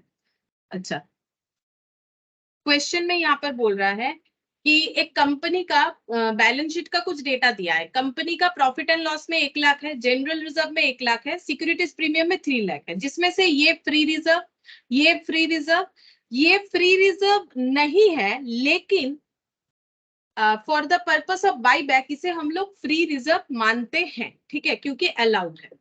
ठीक है, पहले तो ये 3 पॉइंट का एक्सप्लेनेशन मैंने दे दिया। फिर बोल रहा है company wants two by back 3 lakh shares of tennis. Company चाह रही है कि वो 3 लाख शेयर्स बाई बैक करे, ठीक है, लेकिन चाहने से कुछ नहीं होता है। पहले हमें देखना पड़ेगा कि हमारे पास जो बाई बैक का मेथड है, क्या हम लोग उसमें सेटिस्फाई कर पा रहे हैं 3 लाख शेयर्स को बाई बैक करने के लिए, क्या हमारे पास फ्री रिजर्व है उतना। अच्छा, अगर फ्री रिजर्व नहीं है तो क्या फ्रेश इशू कर पा रहे नहीं कर पा रहे, वो चीज देखना पड़ेगा। तो बोल रहा है कि company 3 lakh shares by back करना चाहती है, जिसका नॉमिनल वैल्यू है 10 और बाई बैक प्राइस रखा है इन्होंने 25 रुपीज ऑफर किया है बाई बैक के लिए। न्यू शेयर्स भी इशू किया है जो कि 120 पर शेयर है। ये हो गया इशू प्राइस और ये है फेस वैल्यू। जो नया शेयर इशू किया गया उसका फेस वैल्यू है 100 रुपया और जो बाईबैक सॉरी जो इशू प्राइस है वो है 120। Calculate the number of equity shares that can be by back by the company whose face value is 10 पर share at the rate of ₹25। क्या company 3 lakh share by back कर पाती है कि नहीं, वो हमें चेक करना है। तो ठीक है, देखो चेक करके देखते हैं। यहाँ पर हम लोग लिखेंगे सबसे पहले फ्री रिजर्व। फ्री रिजर्व है, फ्री रिजर्व को क्या करना है, हम लोग दोनों चीज का एडजस्टमेंट करेंगे, क्योंकि देखो नॉमिनल वैल्यू ऑफ बाईबैक कितना हो जाएगा। नॉमिनल वैल्यू ऑफ बाईबैक हो रहा है 3 लाख इंटू 10, 30 लाख। तो हमारे पास 30 लाख का फ्री रिजर्व है नहीं, 1 लाख, 1 लाख, 2 लाख और यहाँ पर 3 लाख, 5 लाख हो रहा है। समझ के देखो, अगर हमें फ्री रिजर्व का यूटिलाइजेशन करना है तो फ्री रिजर्व का क्या करना है, सबसे पहले फ्री रिजर्व को सीआरआर में क्रिएट करना है। सीआरआर कितना क्रिएट करेंगे, nominal value of buyback. Buyback इतना सारा शेयर करना चाहते हैं, नॉमिनल वैल्यू ऑफ बाईबैक कितना होगा 3 लाख इंटू 10, तो 30 लाख। 30 लाख का तो हमारे पास फ्री रिजर्व है नहीं, तो फिर हमें फ्रेश इशू करना पड़ेगा। तो इसका मतलब कॉम्बिनेशन ऑफ बोथ हो जाएगा। तो फ्री रिजर्व जिससे हमें सीआरआर क्रिएट करना है plus proceeds of fresh issue, ये दोनों चीज का हमें हेल्प लेना पड़ेगा अगर हम लोग बाईबैक करना चाहते हैं। इक्वल टू क्या होना चाहिए, नॉमिनल वैल्यू ऑफ बाईबैक। ठीक है, तो नॉमिनल वैल्यू ऑफ बाईबैक कितना हो रहा है 3 लाख इंटू 10। ठीक है, अच्छा फ्री रिजर्व हमारे पास कितना है, फ्री रिजर्व में पीएल है 1 लाख, जीआर है 1 लाख और सिक्योरिटीज प्रीमियम है 3 लाख। तो ऐसे लिखेंगे,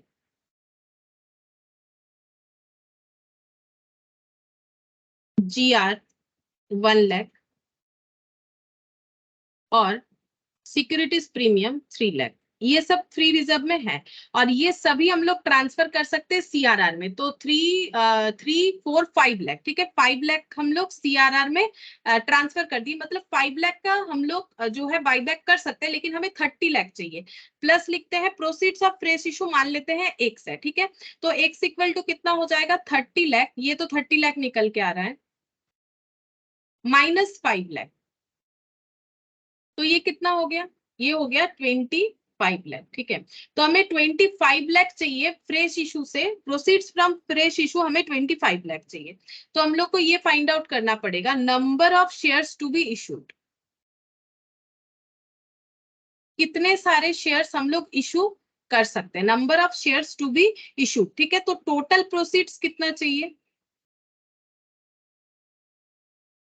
25 लाख। ठीक है, प्रोसीड्स पर शेयर कितना है, प्रोसीड्स पर शेयर, ठीक है, प्रोसीड्स पर शेयर कितना होगा, यहाँ पर जो शेयर इशू किया गया है उसका फेस वैल्यू इतना और नॉमिनल वैल्यू इतना और इसका इशू प्राइस इतना। तो नॉमिनल वैल्यू और issue price which ever is lower, तो 100 रुपीज प्रोसीड्स फ्रॉम पर फ्रेश इशू कितना हो जाएगा पर शेयर ₹100। ठीक है, ₹100 पर शेयर। तो हम लोग कितने सारे शेयर जो है इशू कर सकते हैं, number of shares to be issued is 25 lakh हमें प्रोसीड्स चाहिए, ठीक है, और एक एक शेयर्स पे प्रोसीड है 100 रुपीज, तो हम लोग का 25,000 शेयर्स फ्रेश इशू करना पड़ेगा अगर हम लोग इतना बाईबैक करना चाहते हैं, ठीक है। तो ये क्वेश्चन था जहां से हम लोगों ने ये आइडेंटिफाई किया, जैसे कि इसके पहले भी मैंने ऐसे ही दिखाया, लेकिन ये पूरा एक छोटा सा एग्जांपल था जहां पर हम लोग ये आइडेंटिफाई कर पाएंगे कि कितना हमें फ्रेश इशू करना चाहिए। Calculate the number of equity share that can be, ये बाईबैक नहीं होगा, इसे लिखो दैट कैन बी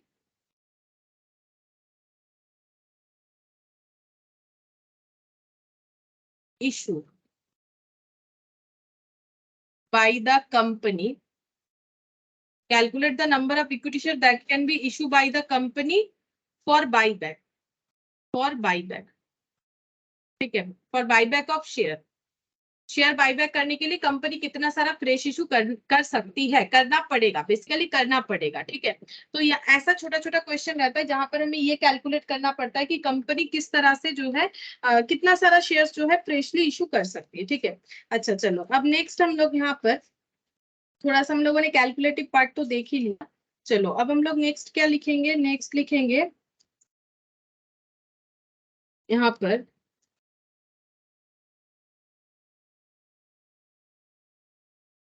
एक यहाँ पर नोट लिखना पड़ेगा, ठीक है।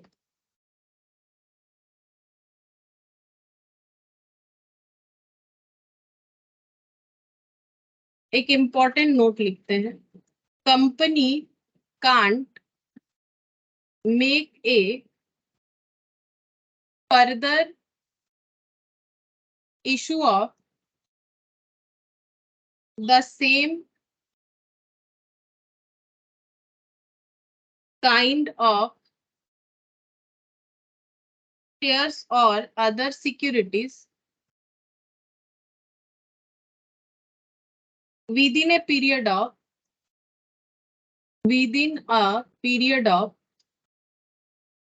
6 months, ठीक है। 6 मंथ्स के अंदर कंपनी जो है इस तरह का फ्रेश इशू नहीं कर पाएगी जिस तरह का शेयर वो बाईबैक कर रही है, ठीक है। Accept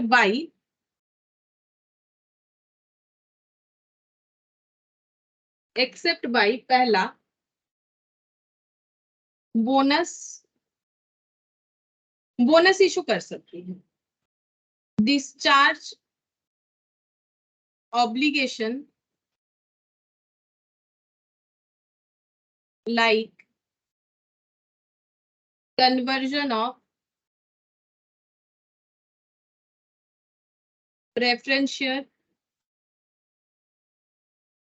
debenture in equity share। समझाते हैं क्या लिखा है। एक रूल्स है, रूल्स क्या है कि कंपनी फर्दर इशू नहीं कर सकती सेम काइंड ऑफ शेयर और other securities with in a period of 6 months. 6 महीने के अंदर, बाईबैक करने के बाद 6 महीने के अंदर कंपनी जिस तरह का शेयर बाईबैक की है, बेसिकली इक्विटी शेयर का ही बात होगा, इक्विटी शेयर जिस तरह की इक्विटी शेयर को बाईबैक किया उस तरह का equity share company further issue नहीं कर सकती है अगले 6 मंथ्स, ठीक है। लेकिन कंपनी अगर बोनस इशू करना चाहे तो कर सकती है, सेम टाइप ऑफ शेयर्स पे बोनस इशू करना चाहे तो कंपनी कर सकती है।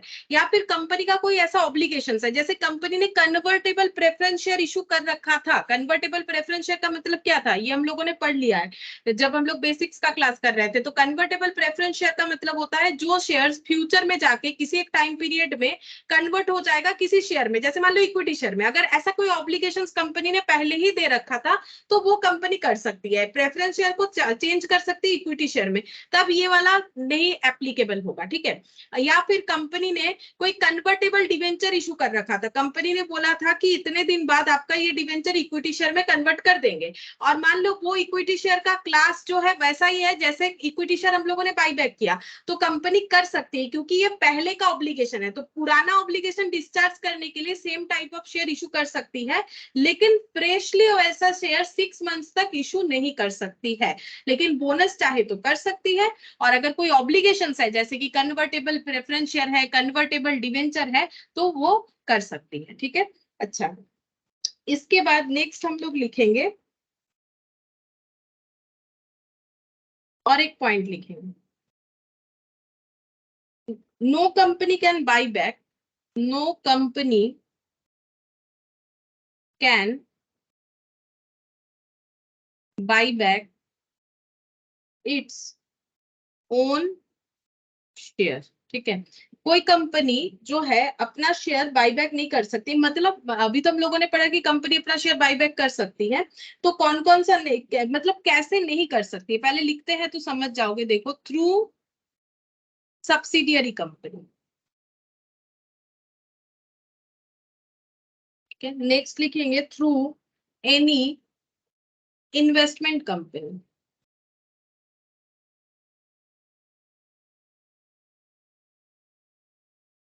If company is in any default. ठीक है, तो लास्ट वाले पॉइंट से बताते, कंपनी अगर कोई डिफॉल्ट में है, मतलब कंपनी ने कोई पेमेंट वगैरह कुछ बाकी रखा है और कंपनी बोल रही है हम बाई बैक करेंगे, मेरे पास बहुत पैसा है हम बाई बैक करेंगे, लेकिन इधर कंपनी ने अपना ऑब्लिगेशंस पूरा नहीं किया है, कुछ पेमेंट वगैरह बाकी रखा है टैक्स का, ये वो, तो नहीं चलेगा, तो बाई बैक नहीं कर सकती कंपनी। अगर कोई डिफॉल्ट में है तो कंपनी बाई बैक नहीं कर सकती है। कंपनी अपने सब्सिडियरी कंपनी के थ्रू से या फिर कोई अपना इन्वेस्टमेंट कंपनी, ठीक है, उसके थ्रू से कंपनी जो है बाईबैक नहीं कर सकती है।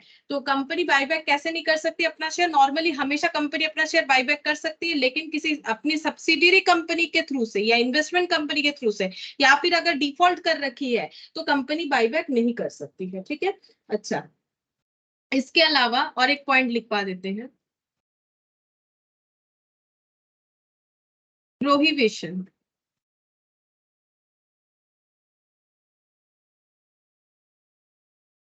A company can't buy back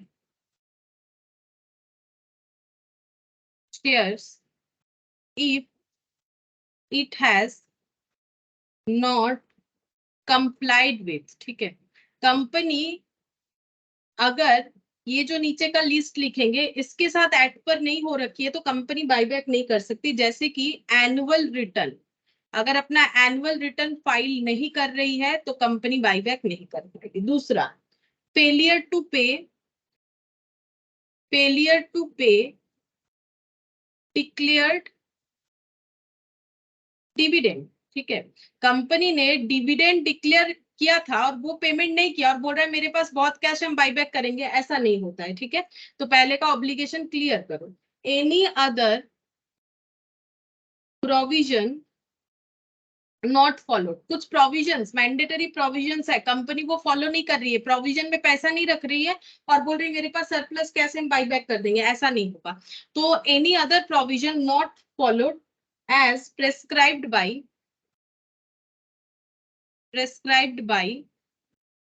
companies act और सेबी। कंपनीज एक्ट और सेबी, कंपनीज एक्ट या सेबी के तरफ से अगर कोई प्रोविजंस करने के लिए बोला गया है और कंपनी नहीं कर रही है और बोल रही है मेरे पास इतना पैसा हम बाईबैक कर देंगे, तो कंपनी बाईबैक नहीं कर पाएगी। ठीक है, तो कंपनी को बाईबैक करने नहीं मिलेगा। तो ये प्रोहिबिशंस हो गया। नेक्स्ट हम लोग लिखेंगे compliance.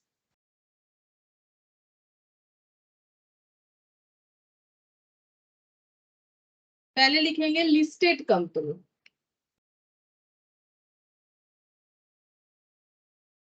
Buyback should be in compliance with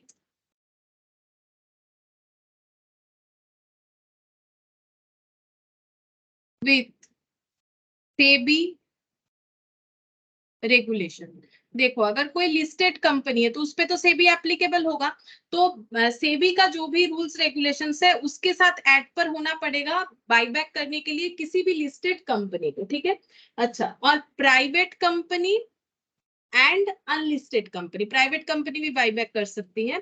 private company और अनलिस्टेड कंपनी, इसके लिए इनको किसके साथ ऐड पर होना पड़ेगा, तो उसके लिए लिखते हैं रूल्स अंडर कंपनीज एक्ट। इनके ऊपर सेबी का rules applicable, rules under companies act 2013 में जो बोला गया है उसको फॉलो करना पड़ेगा प्राइवेट और अनलिस्टेड कंपनी को। ठीक है, अच्छा, फिर नेक्स्ट हम लोग, ये हो गया कंप्लायंस, और एक पॉइंट लिखवाते हैं non compliance.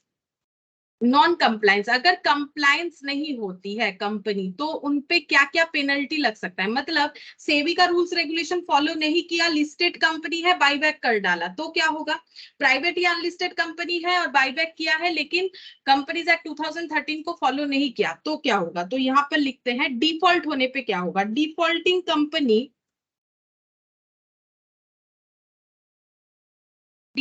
Company has to पे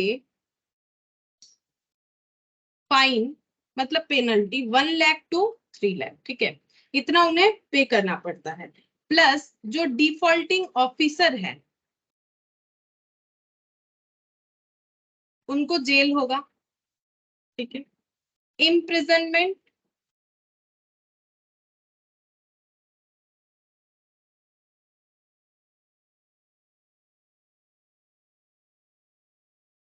इम्प्रिजनमेंट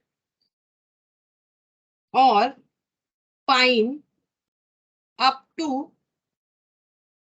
3 years और फाइन 1 लाख टू 3 लाख और बोथ, ठीक है, ऐसे लिखते हैं और बोथ, मतलब या तो 1 लाख से 3 लाख फाइन देना पड़ेगा, प्लस डिफॉल्टिंग ऑफिसर को जेल हो सकता है, ठीक है, अप टू 3 years तक, या फिर 1 लाख से 3 लाख फाइन देना पड़ सकता है, या फिर दोनों हो सकता है, मतलब फाइन भी भरो और जेल भी जाओ, ठीक है, ये भी हो सकता है। अच्छा, और कभी भी बाईबैक के लिए बोरोड फंड किसी तरह से, चाहे डिवेंचर हो चाहे बैंक से लोन हो, ये सब हम लोग नहीं कर सकते, तो इसके लिए लिखवा ही देते हैं borrowed fund are not allowed, are not allowed, क्योंकि हम लोग पब्लिक का पैसा लेके अपना बाईबैक नहीं कर सकते, are not allowed in buyback process या फिर प्रोसीड्यूर। बाईबैक प्रोसीड्यूर में किसी तरह से बोरोड फंड का कभी यूज नहीं होता है। अच्छा, फिर नेक्स्ट और एक पॉइंट लिखवाएंगे, buyback register has to B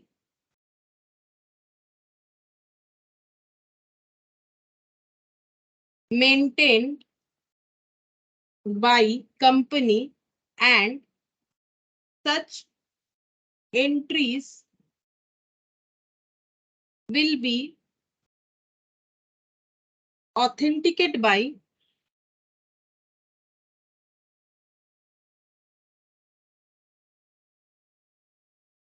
a qualified CS or any other person as authorized, ठीक है। तो बाईबैक से रिलेटेड जो भी रजिस्टर है, मतलब जो भी डॉक्यूमेंट और रिकॉर्डिंग वगैरह है, वो सब चीज जो है क्वालिफाइड सीएस के थ्रू से जो है ऑथेंटिकेटेड करवाना पड़ेगा, या फिर ऐसे किसी पर्सन के थ्रू से, सीएस अगर नहीं है तो ऐसे किसी पर्सन के थ्रू से जो कि इस काम को करने के लिए ऑथराइज्ड है, ठीक है, जो कि इस काम को करने के लिए ऑथराइज्ड है, उनके थ्रू से हम लोग क्या करवा सकते हैं, बाईबैक के रजिस्टर को मेंटेन करवा सकते हैं, ठीक है। अच्छा, अब यहाँ पर ये छोटे छोटे पॉइंट है, क्योंकि कभी अगर छोटा छोटा क्वेश्चन इससे आ जाता है तो इसीलिए मैंने लिखवा दिया। अच्छा, अब नेक्स्ट हम लोग लिखेंगे बाईबैक, और एक पॉइंट लिख लेते हैं बाईबैक करने के लिए, और भी छोटा सा क्वेश्चन हम लोग आ सकता है तो लिख लेते हैं, स्पेशल रिजोल्यूशन रिक्वायर्ड होता है बाईबैक करने के लिए, ठीक है। तो यहाँ पर लिखते हैं special resolution is required to be passed at annual general meeting, annual general meeting, annual general meeting में एजीएम में स्पेशल रेजोल्यूशन पास करवाना पड़ेगा अगर हमें बाईबैक करवाना है तो, ठीक है। नेक्स्ट हो जाता है if buyback is up to 10%, ठीक है, 10% of paid up capital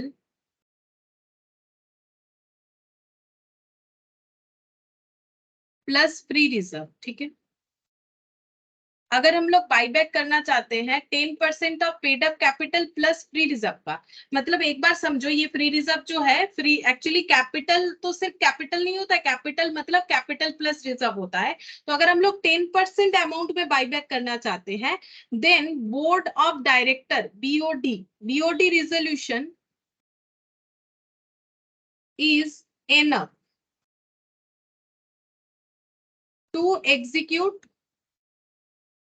buyback. ठीक है, बाईबैक अगर 10% तक शेयर्स का हो रहा है तो बीओडी यानी बोर्ड ऑफ डायरेक्टर का रिजोल्यूशन जो है वो काफी है। ठीक है, और यहां पर लिखेंगे next point, buyback must be completed with in 12 month of passing the resolution. ठीक है, तो जो रिजोल्यूशन मतलब नॉर्मली स्पेशल रिजोल्यूशन पास करवाना पड़ता है। ठीक है, तो या फिर अगर 10% तक है तो बोर्ड ऑफ डायरेक्टर का रिजोल्यूशन, जो भी हो रिजोल्यूशन जैसा भी हो वो पास होने के बाद 12 मंथ्स के अंदर बाईबैक कर लेना पड़ेगा। उससे ज्यादा टाइम हम लोग उसके बाद हम लोग बाईबैक नहीं कर पाएंगे। जैसे कि अगर आज रिजोल्यूशन पास होता है, आज है 15 जून 2023, तो 12 मंथ्स के अंदर, ठीक है 12 मंथ्स के अंदर हमें ये बाईबैक जो है कंप्लीशन कर लेना है। यही रूल्स होता है, 12 मंथ्स के अंदर बाईबैक कंप्लीशन कर लेना है। फिर नेक्स्ट लिखेंगे gap of 12 months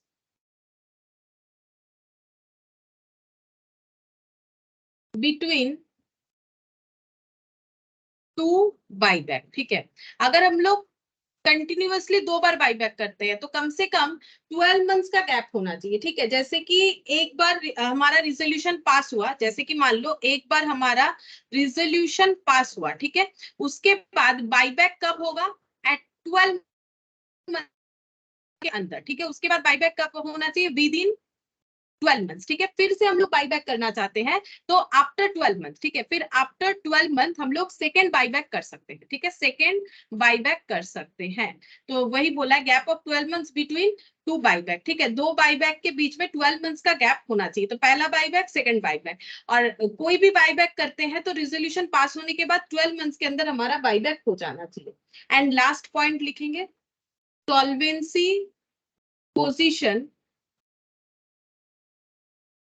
must be declared by company to the ROC, registrar of company, signed by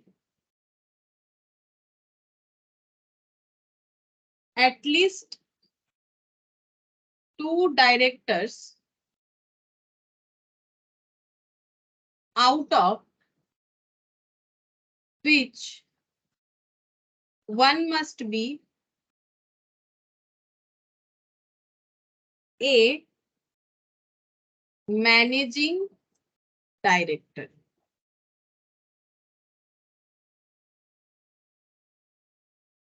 ठीक है, कंपनी को अपना सॉल्वेंसी पोजीशन डिक्लेयर करना पड़ेगा आरओसी के पास, और ये जो डिक्लेरेशन रहेगा, डिक्लेरेशन फॉर्म जो है वो होता है SH9। ठीक है, यहाँ पर लिख देते हैं, जो फॉर्म होता है इन फॉर्म, कौन से फॉर्म में होता है, फॉर्म का नाम होता है फॉर्म SH9।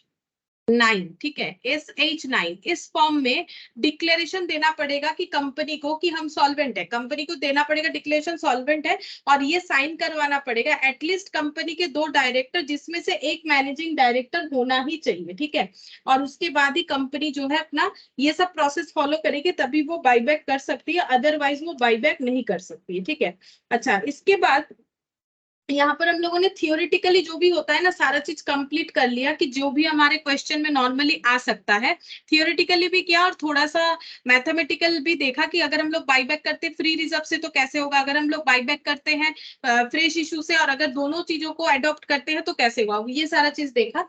अब हमारा एक लिमिटेशंस भी होता है बाईबैक का, कि कंपनी जितना मन चाहे शेयर्स बाईबैक नहीं कर सकती है।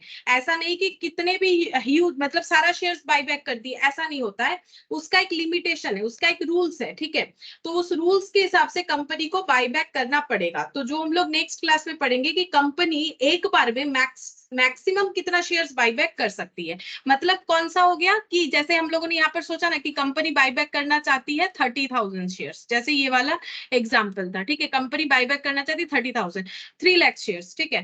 तो अभी हमें ये चेक करने के लिए सीखना पड़ेगा कि एक कंपनी एट ए टाइम कितना सारा शेयर्स बाईबैक कर सकती है। उसके लिए 3 रूल्स है, तीनों रूल से हमें आंसर निकालना पड़ेगा। तीनों रूल से हमें नंबर ऑफ शेयर्स मिलते हैं और जो सबसे लोअर वैल्यू देगा उतना ही शेयर्स हम लोग बाईबैक कर पाएंगे, ठीक है। तो इसी पे मेनली मैथमेटिकल क्वेश्चन इसी पे आता है, तो हम लोग नेक्स्ट क्लास में इसी पे मैथमेटिकल क्वेश्चंस करेंगे। थियोरेटिकल और कुछ नहीं करना पड़ेगा, ये काफी है।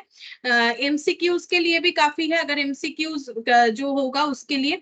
और जो हमारा अगर थियोरेटिकली भी पूछे तो तुम लोग जो भी कंसेप्ट सीखे हो इससे आराम से लिख सकते हो, अगर किसी का जो है रिटन क्वेश्चन में आता है तो, ठीक है।